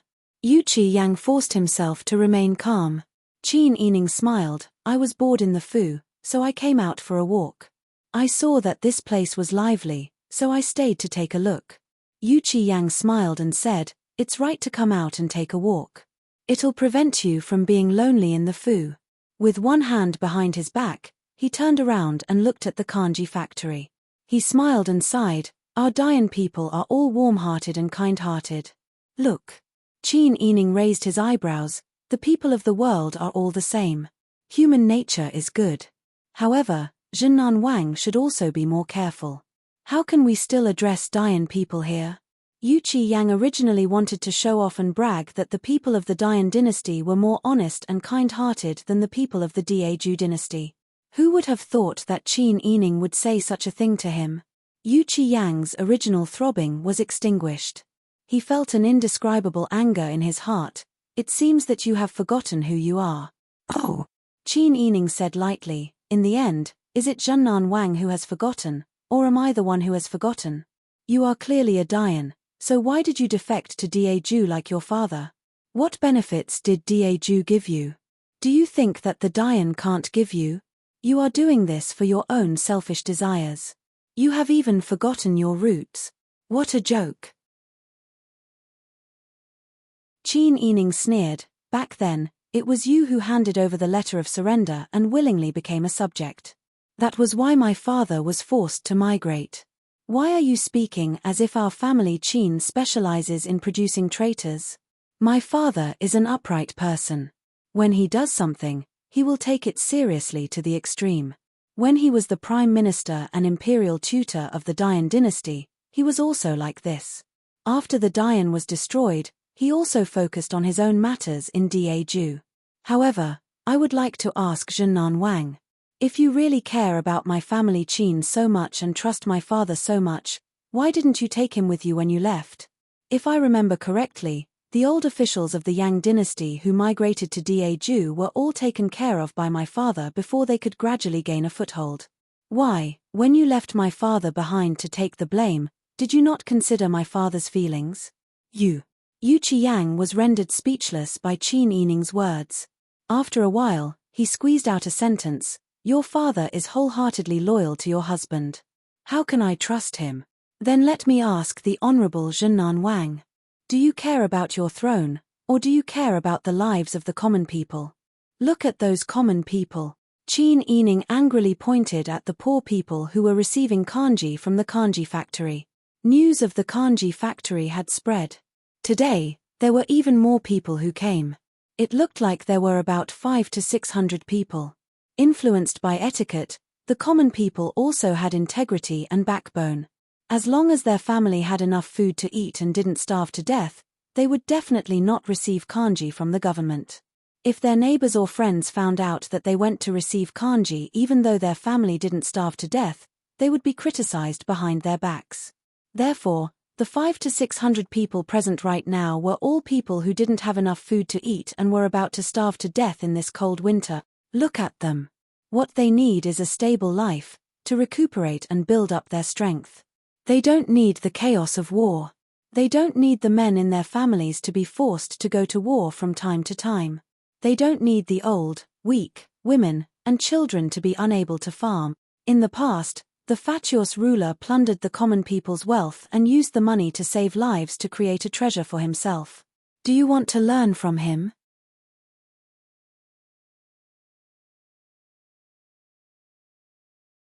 Chapter 672. Yu Qiyang's face turned red and his spine bent a little. Faced with Qin Yining's harsh criticism, he felt speechless for a moment. Because what Qin Yining said was indeed the truth. Jiyu Shixiang listened to them for a while and then sneered, "I've never seen such an ignorant and stupid woman who is so good at talking." Qin Yining cast a sidelong glance at Jiyu Shixiang and ignored him.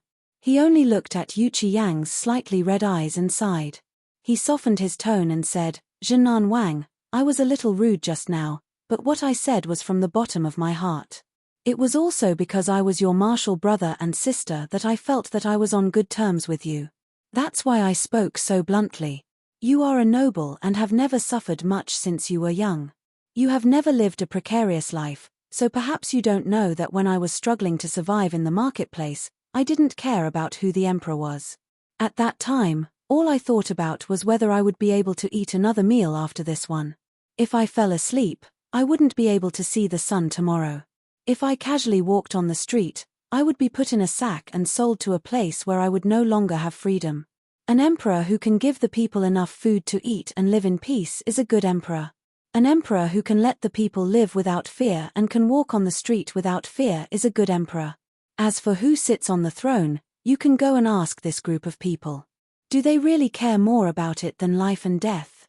If you don't care about the lives and feelings of the people and only care about the status, after you ascend to the throne, will you lead the people in the country to starve?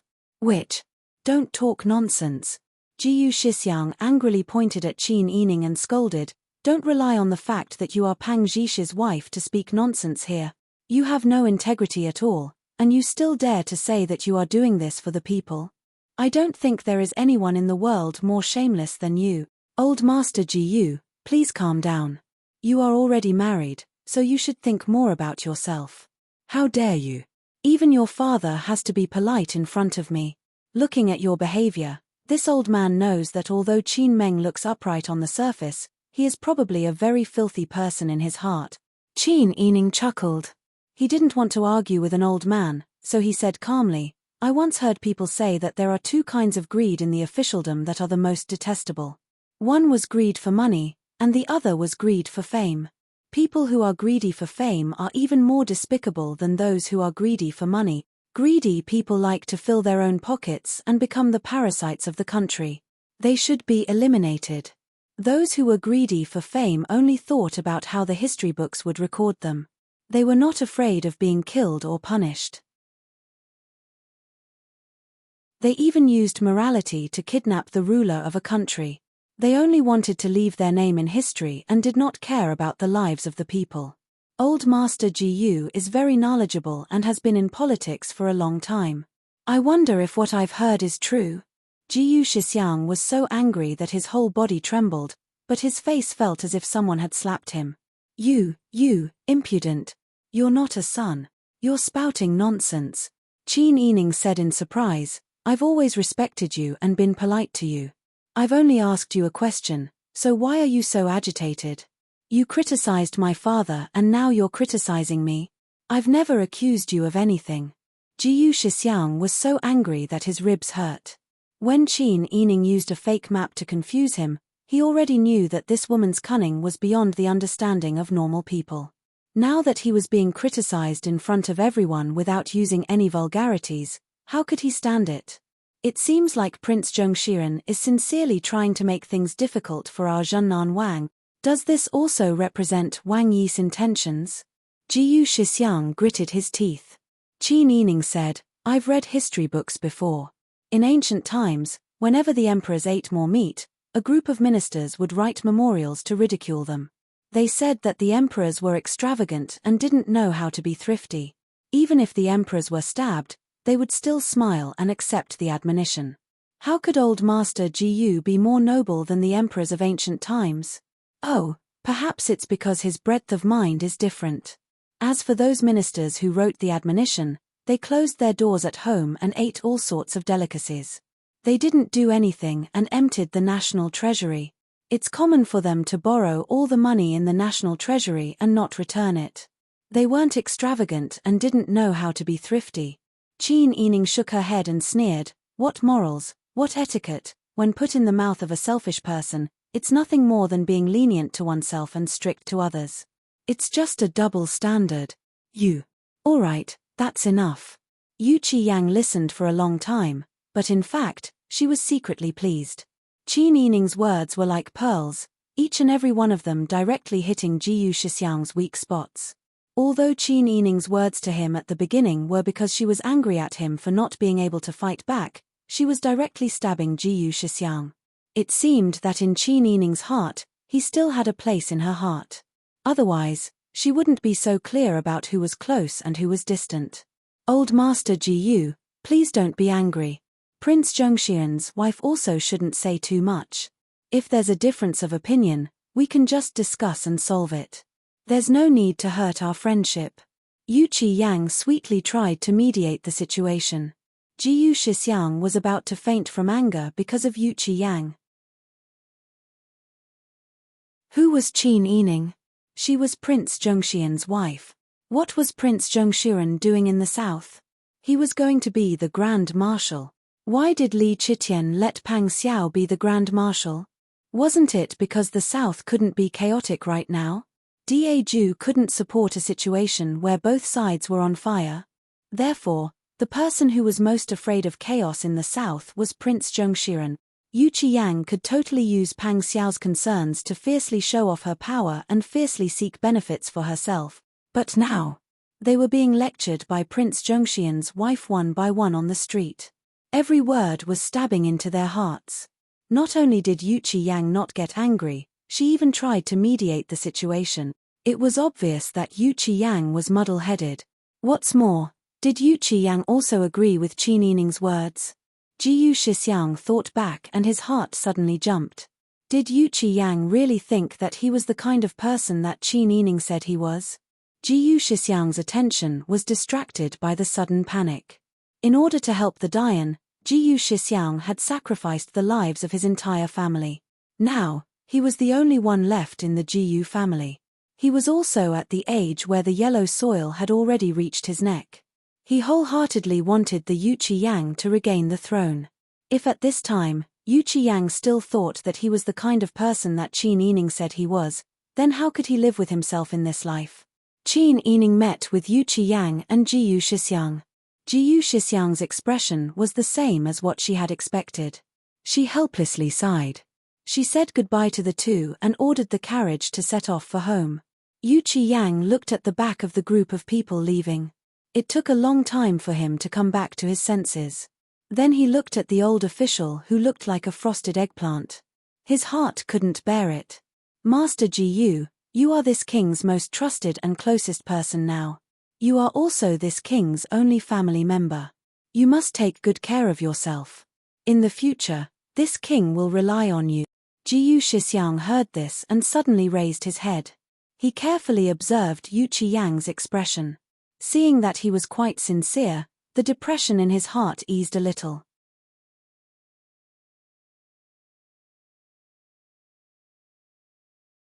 Chapter 673. Master Zhong's spirits were immediately lifted. After waiting for so many days, all he saw was Qin Yining calmly giving out porridge. There was no further action, so he was already anxious. Master Zhong rushed out as if he was flying. From the back, he looked like a young man. Qin Yining couldn't help but laugh. After entering the room and feeding the two little guys who had just woken up, someone came in and reported, "Princess Consort, Prince Zhengxian's bodyguard is back." Qin Yining's eyes lit up when he heard this. He hurriedly ordered, "Quickly invite them in." Seeing that Bing Tang was still holding Brother Han, he smiled and pulled her hand, "Come out with me." "Okay." Bing Tang didn't suspect anything and put the child down. Qin Yining pushed her to the front and winked at Ji Yun, Xian Yun, Qiu Lu, and Lian Xiaoju. The four of them looked at each other and understood. They couldn't help but urge Bing Tang, hurry up and go. Maybe Huzi is back. Bing Tang was embarrassed by their words. She turned around and glared at Qin Yining and the other 4 people. You little bitches, you're all bad people. How do you know that Huzi is coming back? Qin Yining couldn't help but laugh. He put his arm around Bing Tang's shoulder and walked out. He laughed softly. Good sister, don't be angry. I'm just guessing. A day apart is like 3 years. Huzi went out with Wang Yi. Doesn't that mean that 6 years have passed? Princess Consort is also bad people like them. Bing Tang's ears turned red. She stomped her feet and ran out quickly. Qin Yining turned around and laughed. You guys are too much. You know that Bing Tang is shy. Qiu Lu, Ji Yun, and Xian Yun are not young anymore. It's time for you guys to find good in-laws. When the time comes, aren't you afraid that she will make fun of you? Ji Yun, Xian Yun, and Qiu Lu's faces turned red. They urged Qin Yining to go out, stop talking about others. Princess Consort is the worst. Qin Yining chatted and laughed as he walked out of the door. When he arrived at the front hall, he saw Huzi standing straight on the floor, staring straight at the yellow rosewood official's chair. Bing Tang was standing behind the main seat, looking down without even raising his head. However, the 2 of them were clearly looking at each other from the corner of their eyes. Qin Yining was overjoyed. These 2 people were reading each other's faces. Qin Yining was afraid that the 2 of them were shy, so he didn't expose them. He smiled and walked towards the main seat. Hearing the footsteps, Huzi's expression changed. He cupped his hands and knelt on one knee. Princess Consort, get up. We're all family. There's no need to be so polite. Qin Yining waved his hand and sat down on the main seat. You sit down too. Bing Tang, bring some snacks and tea. Huzi must be hungry after rushing all the way back. Yes. Bing Tang secretly sighed in relief. She had been worried that Huzi would be hungry. Huzi grinned, showing his white teeth. His eyes were curved. Hee, then I won't be polite. Although his words were natural, he sat down at the end of the table. His posture was still straight. It was obvious that the habits cultivated in the military were deeply rooted. Bing Tang soon brought over a black double-beam tray.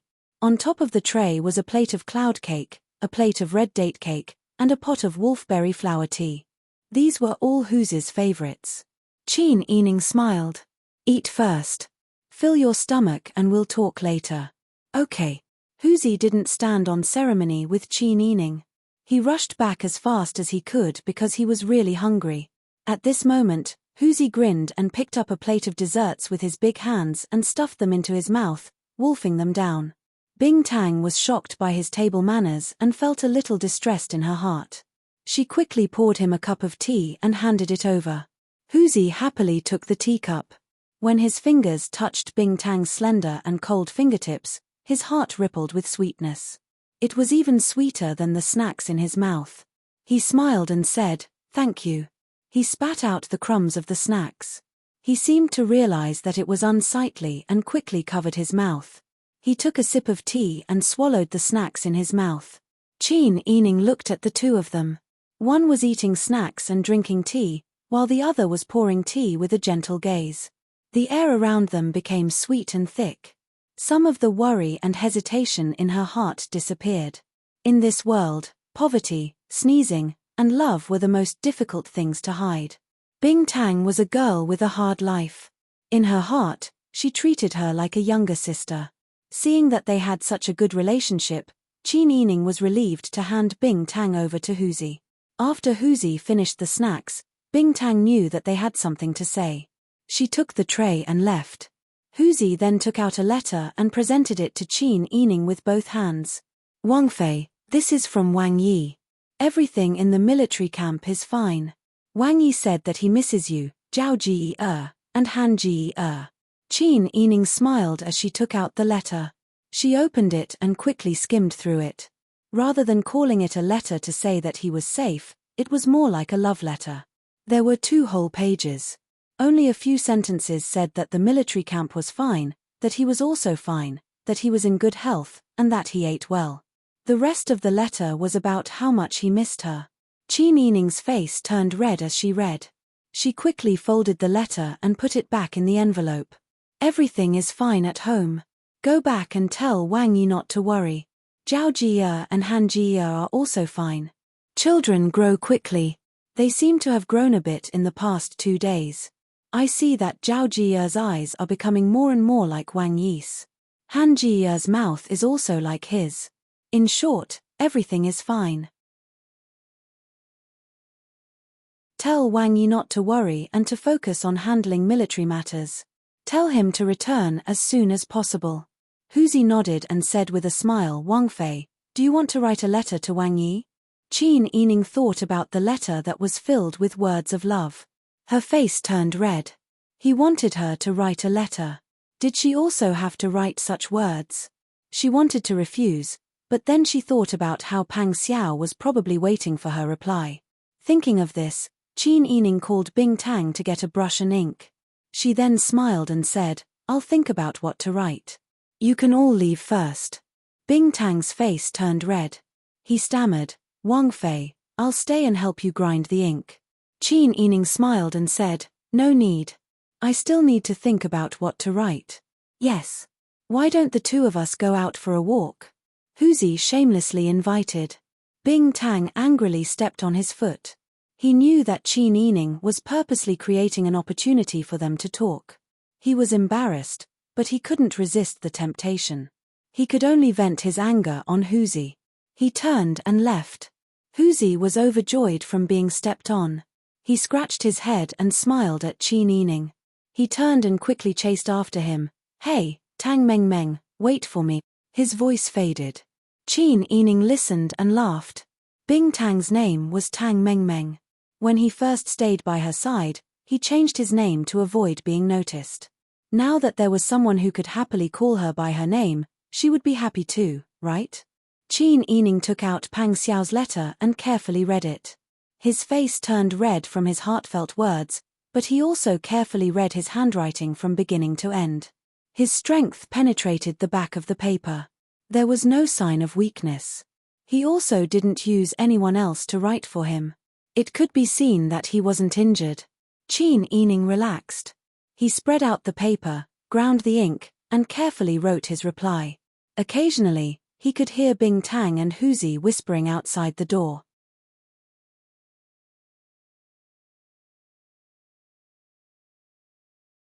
Chapter 674. Huzi looked at the 2 bottles in surprise and giggled. Hihi, I'm so sorry. I didn't bring you anything when I came back, but you gave me something to eat. Bing Tang rolled her eyes. This is medicine. The medicine you make must be very delicious. Bing Tang's mouth twitched. She pulled Huzi's sleeve to the side and said in a low voice, Wang Yi asked me to make some medicine for him. It's not for you. When you go back later, help me give it to Wang Yi. I've written down how to eat it on a note and put it in the bottle. Huzi touched his nose awkwardly, but when he heard that Pang Xiao asked for it, he didn't think much of it and stuffed the bottle into his pocket. Bing Tang whispered again, don't let Wang Fei know about this medicine. Wang Fei is worried about Wang Yi. If she knew that Wang Yi asked for medicine, she would think too much. It's not good for her health to worry. Okay. If you don't want me to say it, then I won't say it. I'll listen to you. Huzi pulled Bing Tang's hand. Look at you. Your hand is cold. Let me warm it for you. Bing Tang rolled her eyes and tried to pull her hand away, but she couldn't. She blushed and started talking to Huzi again. Qin Yining, who was in the room, focused on writing a reply. She was not as thick-skinned as Pang Xiao. She did not want to let these trivial things affect Pang Xiao's mood. Therefore, she only chose to talk about happy things. She emphasized the 2 children's situation. The whole letter was filled with a faint warmth and longing that she had yet to put into words. When Huzi put in Qin Yining's reply, Pang Xiao stood at the side of the drill ground with his hands clasped behind his back. He watched Deng Minchang lead his brothers in training. Compared to the Tiger Army, whether it was the individual combat ability, the overall coordination of formations, or the morale and the determination of the soldiers, the army was lacking by a large margin. Pang Xiao had been leading troops for many years, so he naturally knew the scale in his heart. If this troop encountered the Tiger Army, and only 20,000 of the 100,000 Tiger Army soldiers came, he was confident that he could beat this troop that was said to have more than 100,000 soldiers without any chance of winning. Pang Xiao already had a way to train the soldiers, but it was not something that could be done in a day or two. The first thing that needed to be done was General Deng Minchang. When he arrived at the barracks, Deng Minchang was in the main tent, hugging two beautiful women who were dressed as soldiers and drinking incoherently. Even if his own father came, he would not be able to recognize him. His tent did not look like the tent of a commander-in-chief, but more like the tent of a profligate. Aside from gold, silver, and jade, there was an endless supply of fine wine and delicacies. There were even two beautiful maidservants dressed as soldiers serving him. Pang Xiao did not even bring his family, but Deng Minchang actually hid two women in the barrack. Pang Xiao did not act out when Deng Minchang was drunk. When Deng Minchang sobered up the next day, he did not scold him at all. He only called the troops out for training.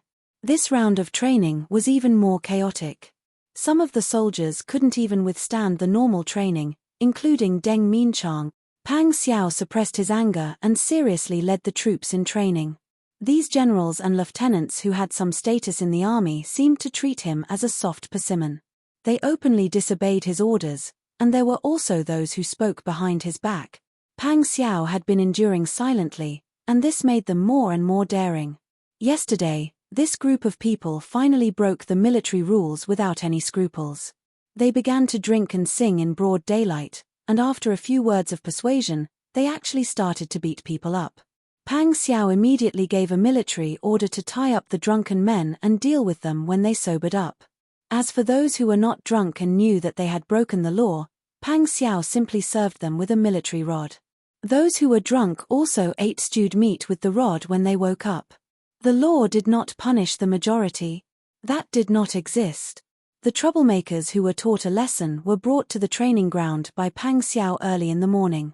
This group of people were still not convinced, so Pang Xiao simply used his fists to teach them a lesson until they were convinced.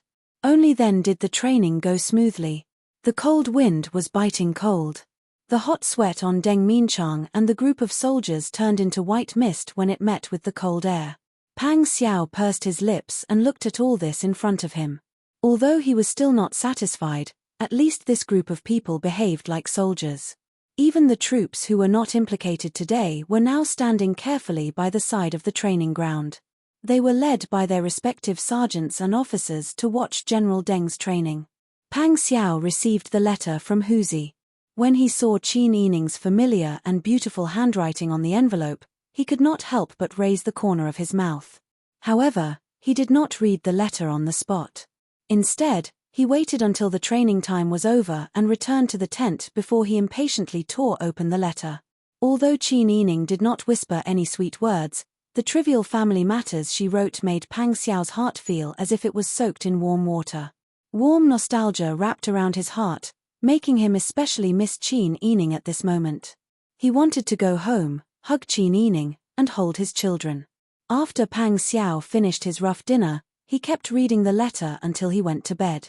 He read it over and over again, and when no one was around, he put the letter to his nose and sniffed it. He did not know if it was a psychological effect, but he seemed to smell the faint jasmine fragrance on Qin Yining's body, her unique body fragrance, and the frankincense on the two children's bodies. He continued reading until midnight, when the light dimmed and he was about to fall asleep. Suddenly, there was a sound of footsteps outside the tent.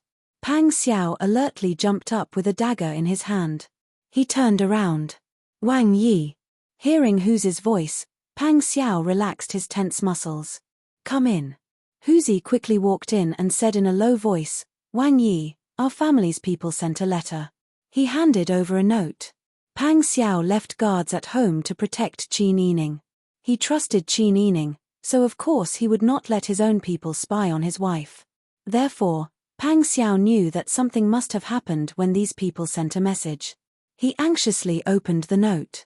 When he saw it, he was both angry and amused. This little girl, She has guts. She actually learned how to visit prostitutes. She's in the hospital. What? Huzi was flabbergasted. This princess consorts list is too big. A woman going to visit prostitutes?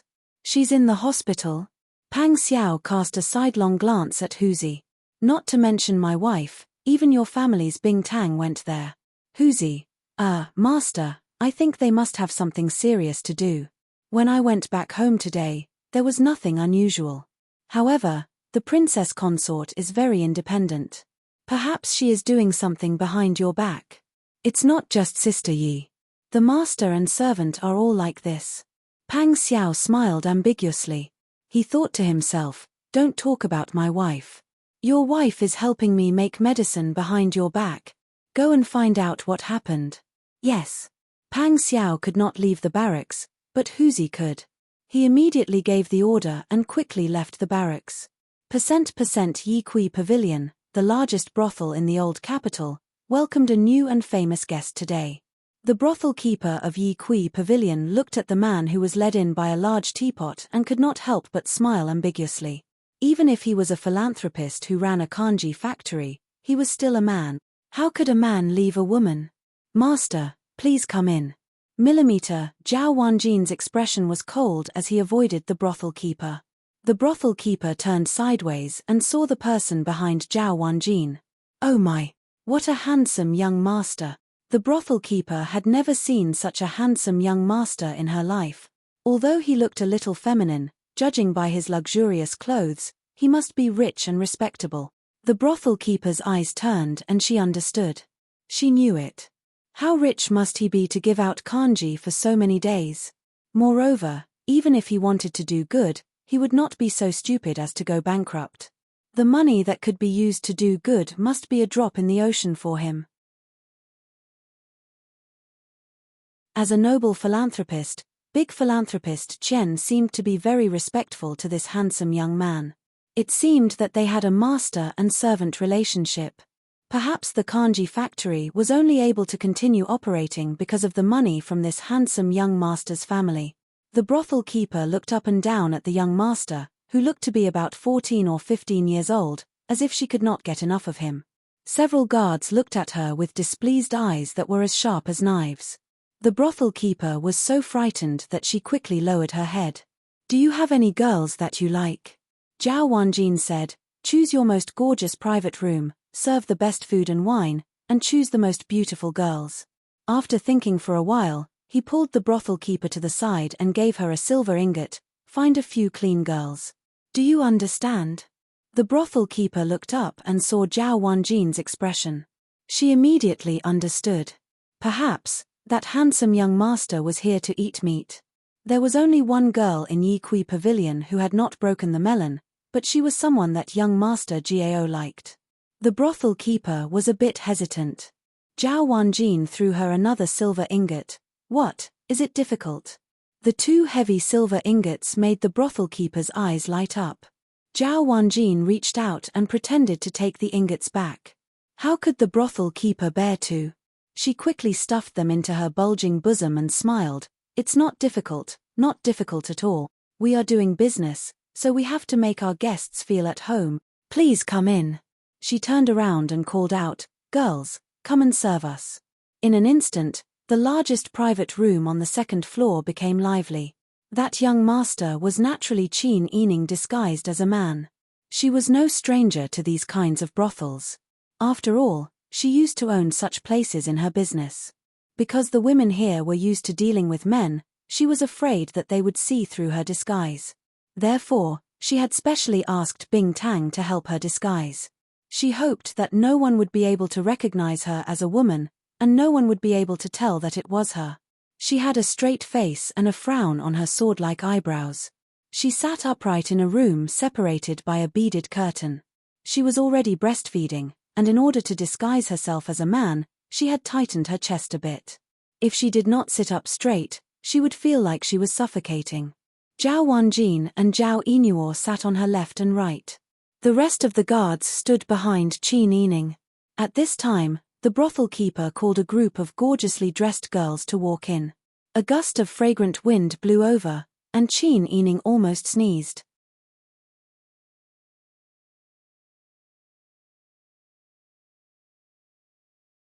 Chapter 675. This is our Yi Kui Pavilion's new Miss Lame. She comes from a respectable family and is proficient in zither, chess, calligraphy, and painting. She's the best flirtatious flower. The brothel keeper winked and pushed Lame to Qin Yining's side. Qin Yining looked up and naturally moved aside to make room for Lame. She pulled Lame to sit next to her. When the brothel keeper saw that the charming young master was tempted, she immediately smiled and looked at Zhao Wanjin. Then she instructed the other girls, "Serve the young masters well." Zhao Wanjin laughed and threw her another ingot of silver. The brothel keeper immediately thanked him and left. Zhao Wanjin and Zhao Yinuo were actually experienced in the field of romance, but Qin Yining was right next to them, so they couldn't show off. "Little sisters, are you good at singing?" Zhao Wanjin's big hand touched a girl in red beside him. The girl was observant. She saw that the man in front of her and the more elegant man next to him seemed to be afraid of the youngest charming young master. They wanted to get close to the young master, but they were stopped. She knew that they were here to talk business and not just to have fun. The girl in red smiled and said, "Sir, we don't have any other skills, but playing zither and singing are our specialty. If you like, we'll play a song." "Good, good." Zhao Wanjin had been seduced by the soft voice. If he kept a few more girls by his side, wouldn't he make a fool of himself in front of the alliance master? Zhao Wanjin generously rewarded the girls. The girl in red led the way and stood up. Lame also stood up from Qin Yining's side and was about to leave with them. Qin Yining grabbed her hand and pulled her into his arms. Lame cried out in surprise and fell to sit next to Qin Yining. The girl in red and the others were surprised, but they understood. It seemed that this young master had taken a fancy to the new girl, Lame. Everyone tactfully retreated to the outer room, separated by a curtain, and played the song they were good at. Lame was Miss Yu, whose family was ruined by young master Gao. At this time, her snow-white wrist was tightly grabbed by Qin Yining. She was embarrassed and angry, but she also felt a sense of destiny. Was this her fate? Was there really no way to avoid it? She knew very well what young Master Gao was up to. She even suspected that her father's case was secretly done by young Master Gao. Because in the old capital, if historian Gao wanted to do this kind of thing, there would be many ruffians below to help him do this kind of dirty work for various reasons. If it was just her, she would rather die than do this kind of shady business of serving men. However, her younger sister was still locked up by the procuress. If she was not obedient, she could not imagine what kind of life her younger sister would have. She could not die, so she could only work hard to live. Only by living could she take care of her younger sister and let her parents, who had died tragically, rest in peace. Lame's eyes were filled with tears, but she did not dare to let them fall. Her appearance of wanting to cry but not crying, wanting to laugh but not being able to laugh, was truly pitiful. Qin Yining thought about this girl's past and could not help but sigh. He did not want to continue scaring her, so he used his slender finger to tap the back of Lame's hand. When Lame's attention was attracted by him and she looked up, Qin Yining raised his slender finger and gently brushed his white earlobe. Lame looked carefully and her eyes suddenly widened. No wonder this young master was so handsome. He had pierced ears. He was actually a girl in disguise. She had tears in her eyes and her eyes widened in shock. She looked very cute. Qin Yining smiled. The corners of his eyes and brows were enchanting. However, he had thickened his brows, making them long and straight. The ends of his eyes were also slightly long and narrow. He did not have the gentleness of a woman, but instead had a masculine look. The curve of his lips made him look even more like a yuppie. Lame was immediately stunned by this. She did not expect that such a handsome young master was actually a girl in disguise. Her tense body suddenly relaxed. She was stunned for a long time before she gradually regained her senses. Only then did she realize that the sweat on her back had soaked through her undergarments. "This, young master, you." Lame's voice was so hoarse that it sounded like it had been rubbed by sandpaper. Qin Yining waved his hand to interrupt her. He raised his chin with a smile and pointed outside.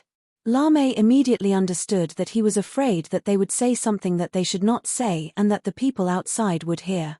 She immediately closed her mouth. However, she did not know this young lady and did not know what she was here for.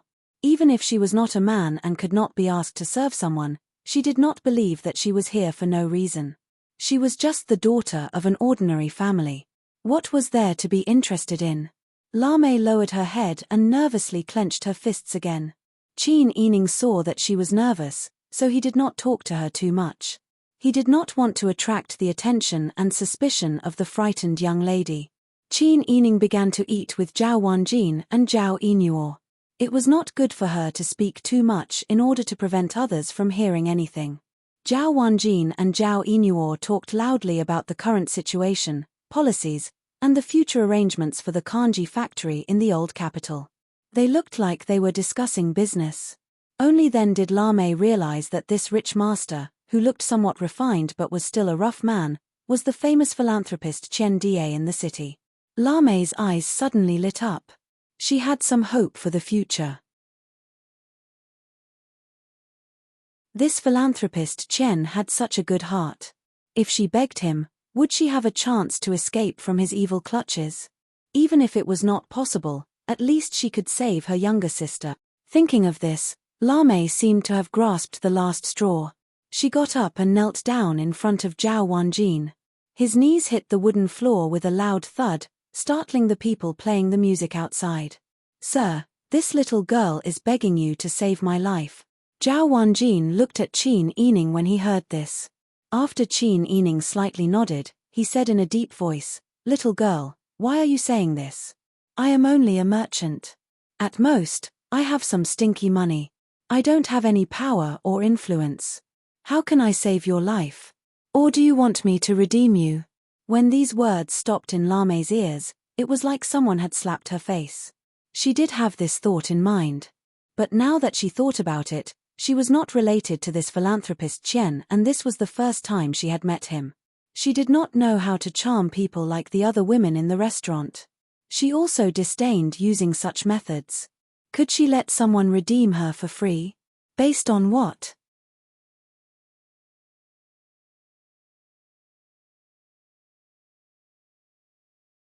Chapter 676. Even those who didn't understand her family's situation couldn't help but feel sympathy for her after hearing Lame's cries. This woman didn't care about her own life for her sister. Zhao Wanjin frowned and asked in a low voice, "I can understand your difficulties, but you and I have never met before. I also don't know if the situation you said is true or not." Lame nodded and wiped her tears. "I don't blame you for asking this. I was indeed rude. My surname is Yu and my name is Shifang.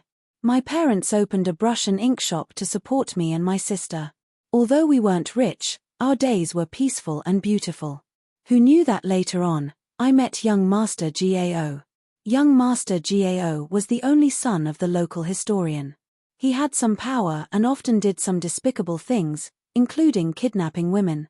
At first, he came to my shop for no reason and insisted on seeing me before he was willing to leave. No matter if my father rejected him politely or sternly, it was useless in front of young Master Gao. Young Master Gao even ordered people to climb over the wall to my courtyard and kidnap me. Fortunately, they were bitten out by the big dog we raised. Young Master Gao tried a few times but failed, so he came to my house to harass us even more. We were annoyed and planned to sell our shop and leave here. Who knew that my family would be involved in a lawsuit? They insisted that my father killed someone. My father was an honest person. In this life, he would feel guilty for a few days even if he killed a chicken. How could he kill someone? He refused to admit his guilt and was forced to confess. He was beaten to death on the spot. When my mother heard the news, she fainted on the spot. After lying down for a few days, she also passed away, leaving us two sisters behind. When Yu Shifang said this, her tears fell like rain. She almost couldn't speak clearly due to her sobbing.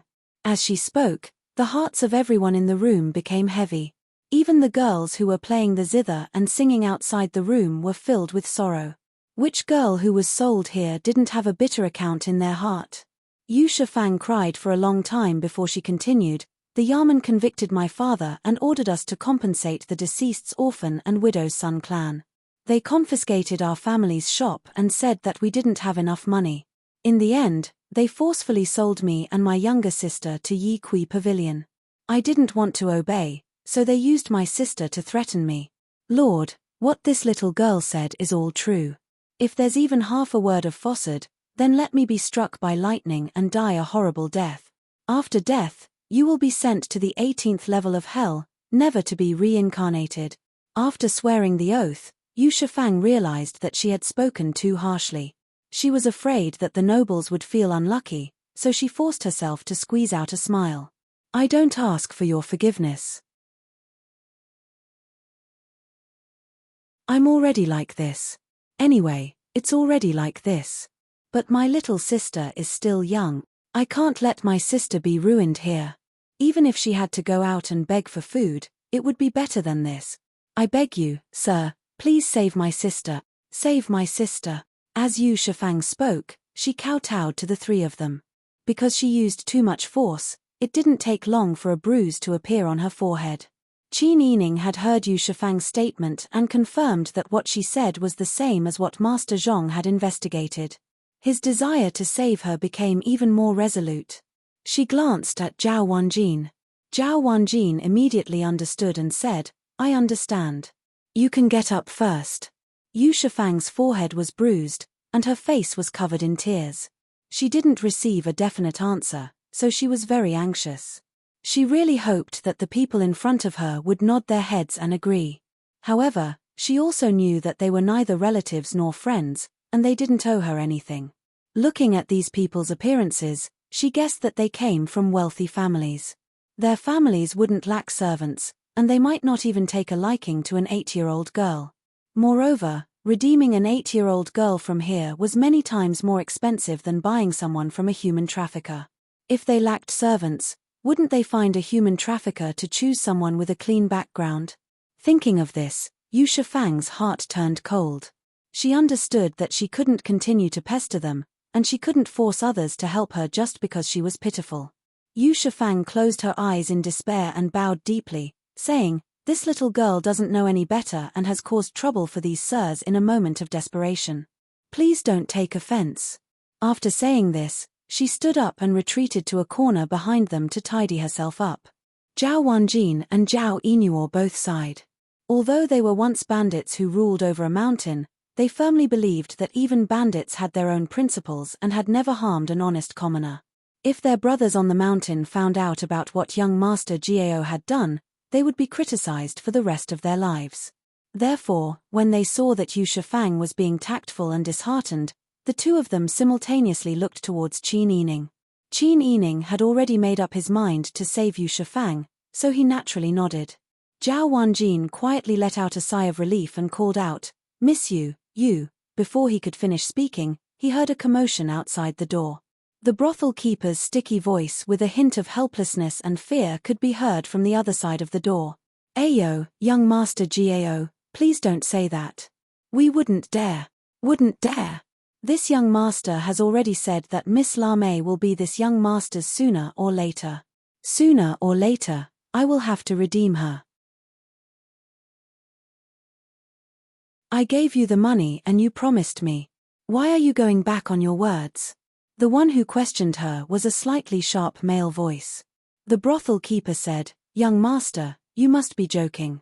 No matter how unsightly this place is, we still have to open our doors to do business.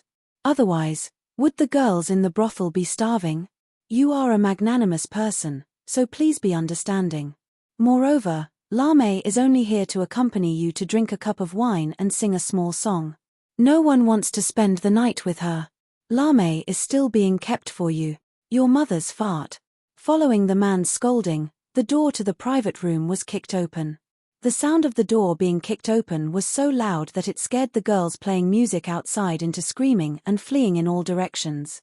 Zhao Wanjin's eyes instantly flashed with excitement. He rubbed his palms together and suddenly stood up. He lifted the bead curtain and went outside. What is it? Could it be that this young master has entered the wrong room? As she spoke, she looked at young Master Gao from head to toe. She saw that he had an ordinary face with oily hair and a powdered face. He wore a large cloak with a fur collar and a warm hat. There was even a pink palace flower on the brim of the hat. His appearance was as gaudy could be. Young Master Gao sneered. He crossed his arms and raised his head to look at Zhao Wanjin, who was much taller than him. He sneered. This young master was wondering what kind of powerful person you were. Turns out you are just a nameless thing. The brothel keeper was so frightened that her entire body trembled. Just as she was about to introduce Zhao Wanjin, she was interrupted by young Master Gao.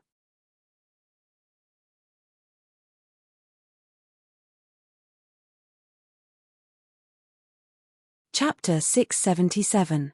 What Zhao Wanjin disliked the most was this kind of greasy and powdered face young master who couldn't differentiate between the 4 limbs and the 5 grains.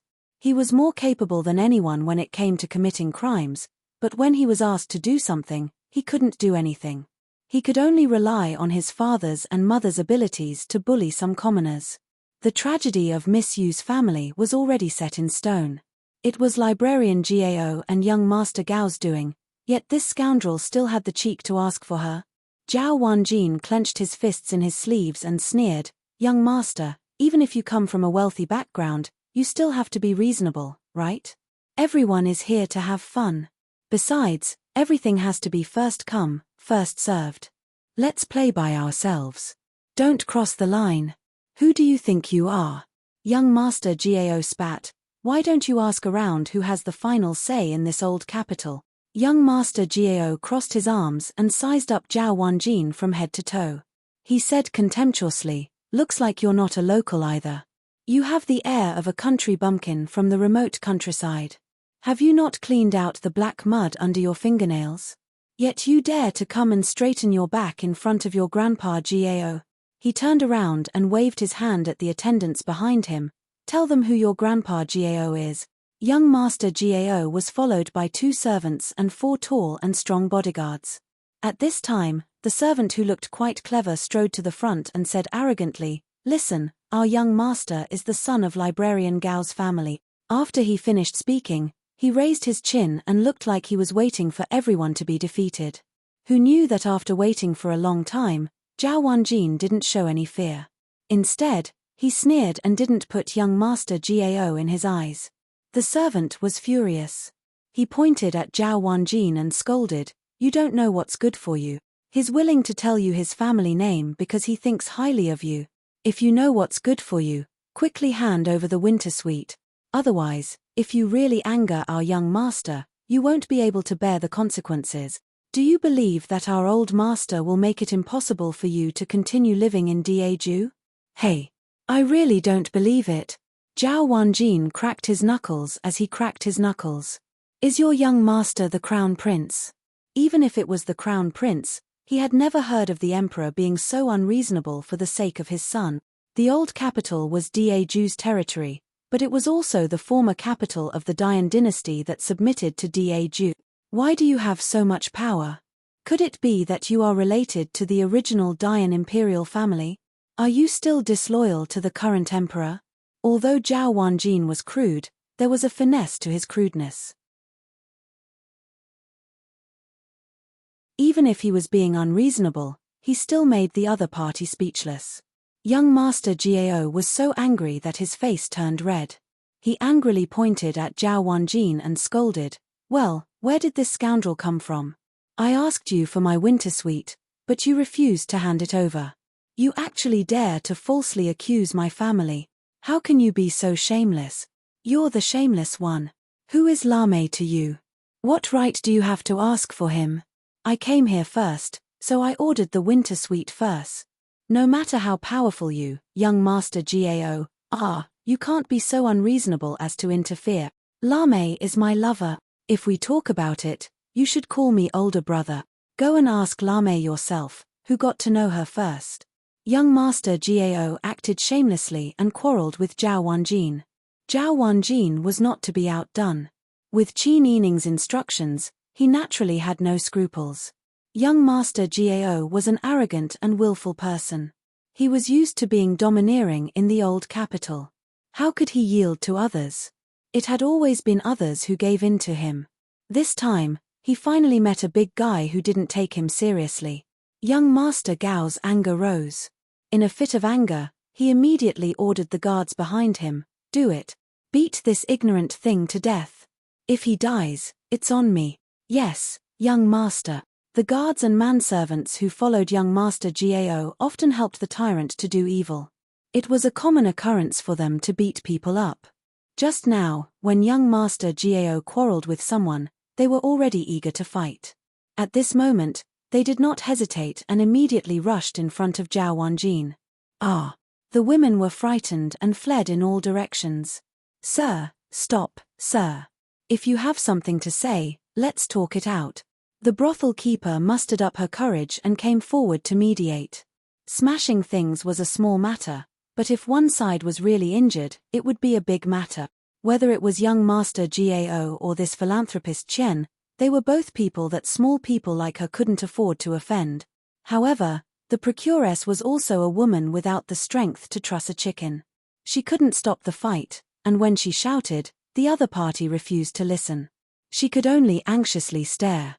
She watched as one of the legs of the chair was kicked off, and the porcelain on the table and the musical instruments thrown by the girls were overturned and stepped on back and forth. The procuress' heart was bleeding. Aya, what should we do? Everyone stop, quickly stop." Young Master Gao originally thought that victory was in his hands. After all, he brought 6 people with him. He knew the skills of those people. If it really didn't work, he could also fight it out himself. But who would have thought that this big man, who looked like an idiot, was actually very good at martial arts? With a left punch, he knocked the servant to the ground. The servant hugged his stomach and rolled on the ground, unable to get up. With a right punch, he went straight for the guard's face. Young Master Gao originally thought that the guard was very powerful, but in front of this person, he was like a slow fool. He just watched as the guard was punched. The bridge of his nose was broken, and his nose was bleeding all over his clothes. This person fought with the momentum of a group of people. In a few moves, he knocked down the people around young Master Gao. Young Master Gao was really angry. He rolled up his sleeves and picked up a chair, sneaking an attack from behind Zhao Wanjin. How could Zhao Wanjin, who licked blood on his blade, not notice this? He immediately turned sideways to avoid the attack, turned around, and kicked. Zhao Wanjin had measured the strength of this kick. It was not enough to kick someone to death, but it was very likely to cripple him. What's more, Zhao Wanjin hated evil as if it were his enemy. He couldn't stand this kind of ruffian who bullied women. When he kicked, his foot moved down a little and directly kicked this person's vital part. For a moment, young Master Gao was in so much pain that he couldn't speak. His face turned purple as he hugged his lower body, curled up, and rolled on the ground. In the blink of an eye, he let out a miserable howl like a pig being slaughtered. Ah! Everyone was scared out of their wits. The girls who were hiding under the tables and behind the cabinets were all dumbfounded. The brothel keeper slapped her thigh and shouted, "How can this be?" She hurriedly called for a doctor. Young Master Gao's 6 subordinates got up one by one with a bloody nose and a swollen face. When they saw the young master covering that part and rolling on the ground in pain, their souls almost flew away. Before the procuress could call a doctor, they immediately tore down a door panel, carried young Master Gao, and ran out. The room that was noisy for a while returned to silence. It was just that the procuress and the girls were already trembling with fear. The procuress didn't know what to say. She just thought that she didn't want to get involved in this matter. She wanted to reprimand philanthropist Chen, but when she thought of his big fist, she immediately became afraid. The procuress was helpless and hurried out with the girls.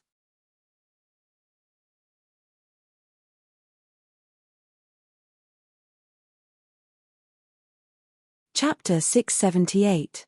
Qin Yining nodded with an indifferent expression, as if he didn't care if Zhao Wanjin was crippled or killed.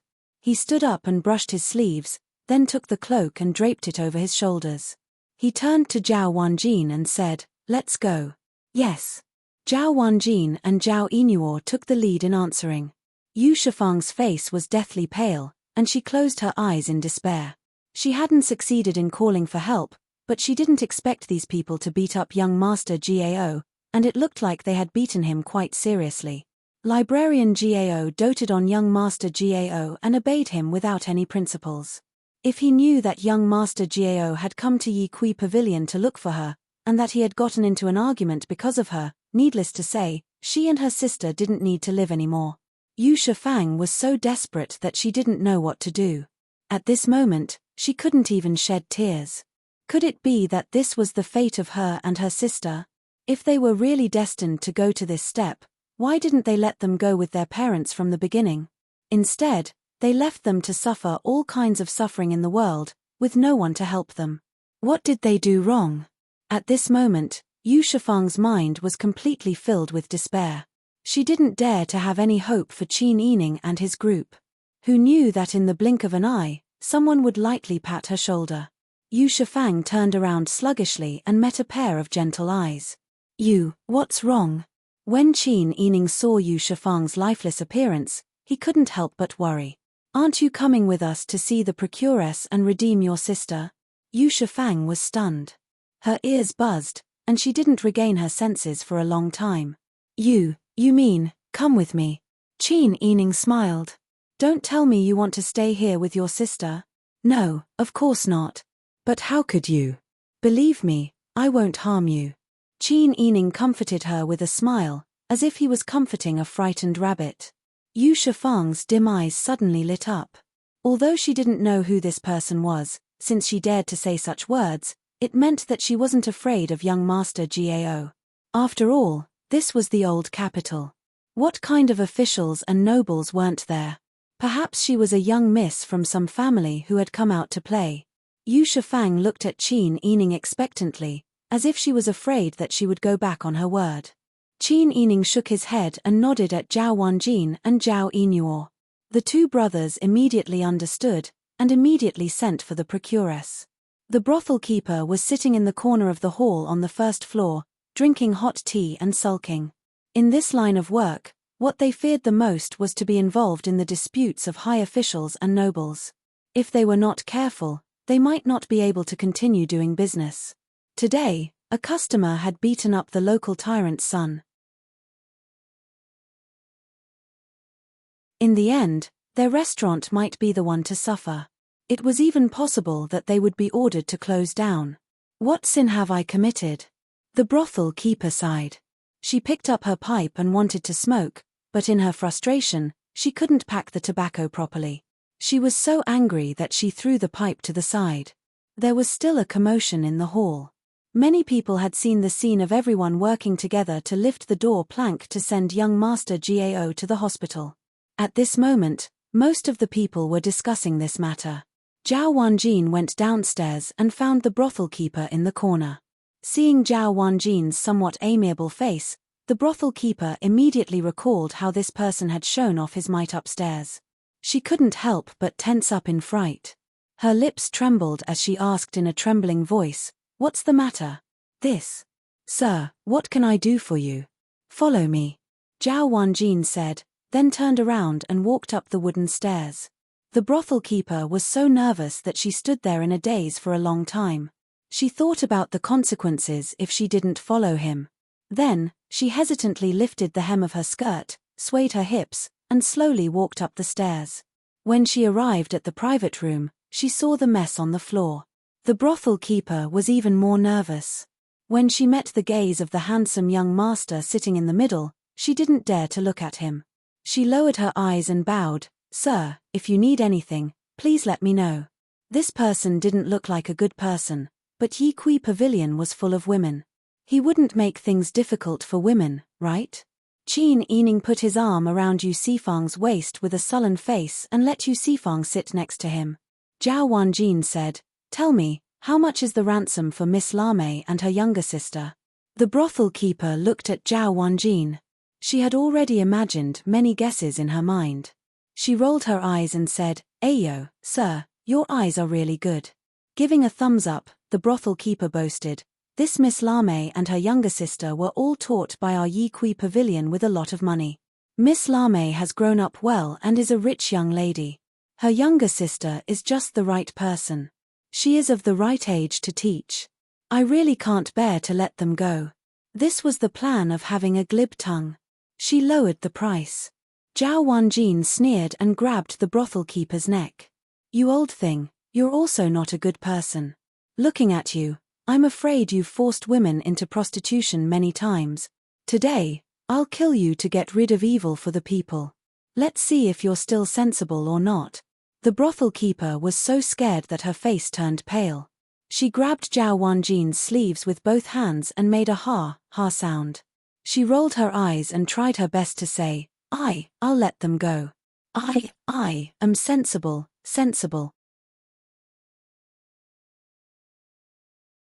Zhao Wanjin flung her away and sneered, it seems like you're not too stupid.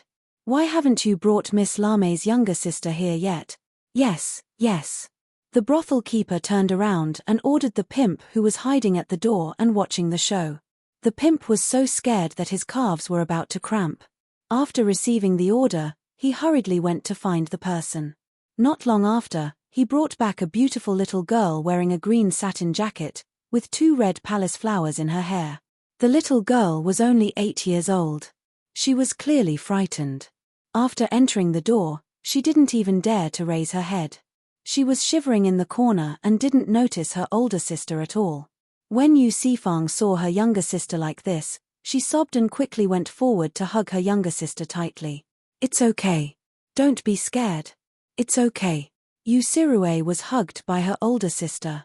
After a long time, her eyes regained their clarity. She cried out in surprise and fear. She only knew how to call out to her older sister.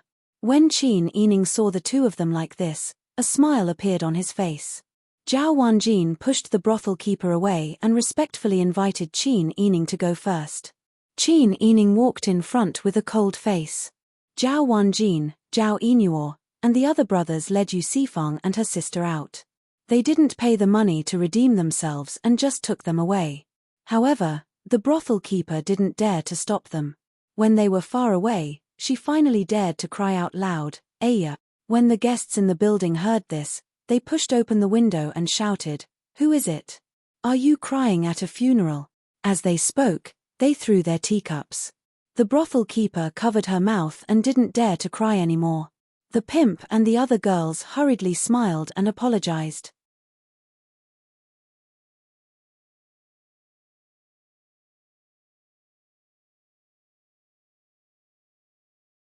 Chapter 679. Outside Yi Kui Pavilion, Qin Yining boarded the carriage and sat in the middle. Zhao Wanjin and Zhao Yinuo sat on either side of him. Zhao Yinuo retracted his gaze from Yi Kui Pavilion's main entrance and sneered, that librarian Gao seems to be used to acting like a tyrant. I didn't expect him to personally bring people here so soon. From the looks of it, it doesn't seem like he's here to capture someone, but to kill someone. He's the only heir in his family. With that kick of mine, I'm afraid that the Gao clan will have no descendants. It'd be strange if that Gao guy didn't go crazy. Big brother, you're really ruthless. The Alliance head only said to hit him harder, but you actually crippled him. Just looking at that kind of bastard makes me angry. If I don't cripple him now, he'll definitely harm others in the future. The two brothers looked at Qin Yining at the same time. In reality, they were also somewhat nervous. Qin Yining had indeed ordered them to make a big fuss today and teach that hedonistic young master a lesson. However, he didn't say that they would end his family line. After all, this kind of result could be said to be a devastating blow to any man. It would directly cause Librarian Gao's hatred for them to skyrocket. Seeing how nervous they were, Qin Yining laughed and said, What's done is done. What's done is done. There's no point in thinking too much about it. Alliance head, I'm really sorry. Zhao Wanjin scratched his head and smiled honestly. If I hadn't been impulsive, things wouldn't have turned out this way. It's fine. Qin Yining said, Young Master Gao deserved it. You didn't indiscriminately kill the innocent. Even if you beat him to death today, you'll only be enforcing justice on behalf of the heavens. There'll be one less scum in the world. Moreover, you only crippled him.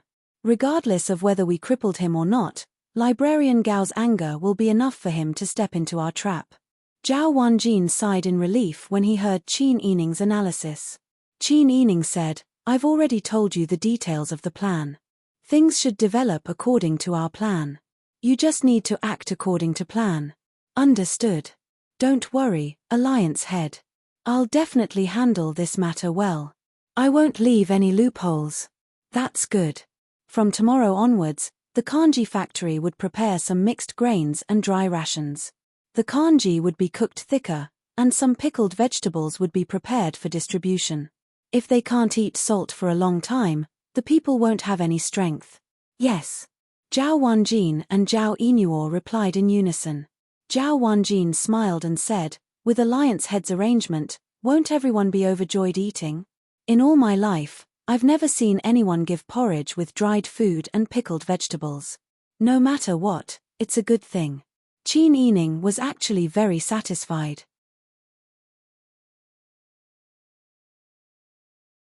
Back when she was living in the mountains, she had hoped countless times that someone would come to Liang City to provide relief so that she wouldn't have to suffer so much. However, what he was looking forward to never happened. Now that she had the ability, and the output of the farm was not insufficient. If she followed the plan, she would be able to save her grandmother. Why not? Zhao Wanjin and Zhao Inuo both laughed. The carriage traveled to Qin Manor for a while before Zhao Wanjin asked, Alliance Head, what do you plan to do with the two girls from the Yu family? Qin Yining said, since we've already saved them, we'll help them to the end. They look like flowers. If we send them out, they might be abducted again. That's why I plan to keep them in Qin Manor as servant girls. I don't know if they're willing. Alliance Head is very kind. Zhao Wanjin said, they've lived in Yi Kui Pavilion before. Now that they can live openly, I'm sure they won't object to being servants. I hope so. Qin Yining also smiled. She no longer expected or asked others to do as she wished, so she didn't plan to force Yu Shifang. If they're not willing to be servants, I can only let them go. If they leave my side, who knows what kind of danger they'll encounter. At least they'll be safer if they stay by my side. Of course, it's not good for us to persuade them too much, lest someone misunderstands and thinks I'm a human trafficker. Wouldn't I be wronged then? Zhao Wanjin and Zhao Inuo both laughed. By the time they returned to Qin Manor, it was already 7 in the evening. The night wind blew down with snowflakes, landing on the heads and shoulders of the group of people. It was so cold that Qin Yining couldn't help but shiver. She didn't go directly to see the two children, afraid that the coldness from her body would spread to them and cause them to fall ill.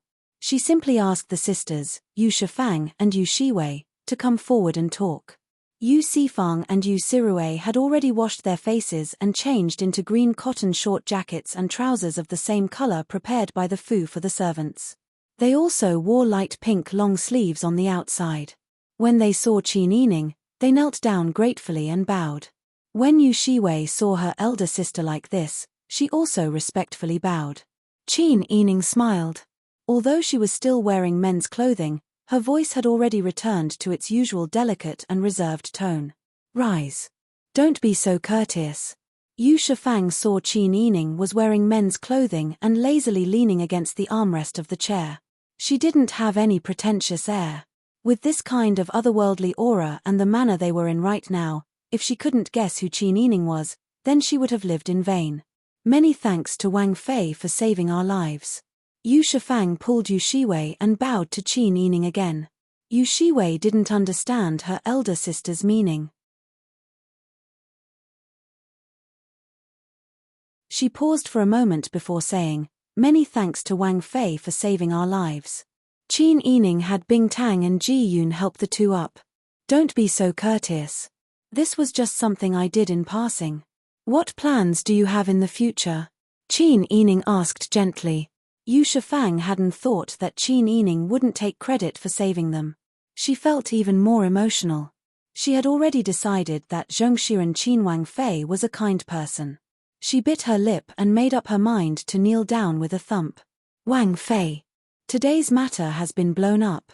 Historian Gao already knows that the cause of the matter was me. If I go out, I'm afraid I will be caught before I reach the city gates. Wang Fei, you don't know, but 8 out of 10 people locked up in the prison of the old capital are innocent. Historian Gao will have people do bad things in secret. If I am caught, I'm afraid. I know that Wang Fei saved us sisters today and used so much money. You have already done your duty. But I still want to ask Wang Fei to protect us sisters. Yu Shifang immediately kowtowed to Qin Yining.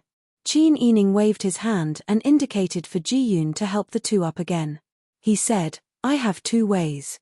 One is for you to stay in my fu. This large fu doesn't have many women like you. Also, if you want to leave the old capital, I can give you some traveling expenses and escort you out of the city gates. I didn't bring you here to make you slaves or servants. It's up to you to decide what you want to do. However, I still want to remind you that young Master Gao is probably crippled this time. If you want to leave, you must go far away. You must not let Historian Gao's people find you. How could Yu Shifang not understand this logic? She originally wanted to seek refuge with Qin Yining. She was afraid that a noble family like him would look down on maidservants who came from an unorthodox background. Now that Qin Yining was willing to open his mouth, Yu Shifang couldn't be more happy. Many thanks, Wang Fei. Many thanks, Wang Fei. There is no one else in my family. It's just us sisters who depend on each other. Even if Wang Fei gives us traveling expenses and sends us away, if we meet a bad person outside, we won't be able to survive. We sisters will never forget Wang Fei's kindness in saving our lives. Even if we have to go through water and tread on fire, we will repay you. We are willing to be servants in Wang Fei's fu and obey your orders. We will never betray you. Yu Shifang pulled her younger sister and kowtowed 3 times to Qin Yining. Qin Yining then said, All right. You must not kowtow anymore. Since you've decided to stay, then stay. Today, follow Yuyun to settle down. Tomorrow, Yuyun will arrange a leisurely job for you in the residence. You can also learn the rules of the academy while you're at it. Yes. Also, don't leave the fu if you can. Otherwise, you will be caught by Historian Gao. Yes. This servant obeys. Qin Yining saw that the 2 sisters were a little tired, so he let Ji Yun take them away. After Ji Yun and the 2 maidservants walked far away, Bing Tang helped Qin Yining put on a cloak while serving her to the bedroom. He smiled and joked. Wang Fei went to take a stroll. Downstairs, he actually gained 2 beautiful maidservants. If Wang Yi knew, wouldn't he gasp in amazement? Talkative. Qin Yining pinched Bing Tang's cheeks. The 2 of them chatted and laughed as they first went to change clothes and wash up. Then, they went to accompany the 2 children. Just as Qin Fu was at peace, the Gao family in the middle of the night was already in chaos. Young Master Gao's family jewels were completely ruined this time. Librarian Gao even kidnapped an old imperial physician who lived in the old capital to treat young Master Gao's illness. The old imperial physician had no idea what to do, and young Master Gao had already fainted from a high fever. Historian Gao was so angry that the roots of his teeth itched. Did you find out? That old procuress did not deceive us.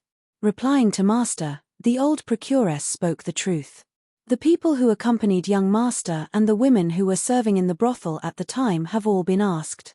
The person who injured young Master was indeed the one surnamed Chen who recently opened the kanji factory to distribute kanji. They said that it was because of a fight over a young lady named Lame. That surnamed Chen drank too much and fought with young Master. What a surnamed Chen! Historian Gao gritted his teeth. When he thought about how his son was a womanizer and was simply one of the best among the younger generation in the old capital, Historian Gao felt a wave of disappointment in his son's failure to live up to his expectations. But no matter what, he still had to save his son and take revenge. The next day, Zhao Wanjin and Qin Yining talked in low voices for a while. Qin Yining told Zhao Wanjin everything that needed to be told. Zhao Wanjin had a rough idea of what to do and ordered people to prepare the kanji factory. Today's kanji was especially thick. Even a pair of chopsticks could be casually thrown in. Everyone was also given a piece of mixed grain flatbread and a strip of pickled vegetables. The commoners had come early in the morning to line up. When they saw such good food, they all wolfed it down. They were so moved that their eyes brimmed with tears. They repeatedly said that philanthropist Chen was the kindest person in the world. You're tuning in to the Dreamy Chapters YouTube channel. We're so grateful for your support, and don't forget to subscribe to join us on this incredible journey through captivating stories. Your generosity through donations truly makes a world of difference, as it's the primary source of revenue that allows me to expand and enhance this channel for you. Thank you from the bottom of my heart for being a part of this adventure.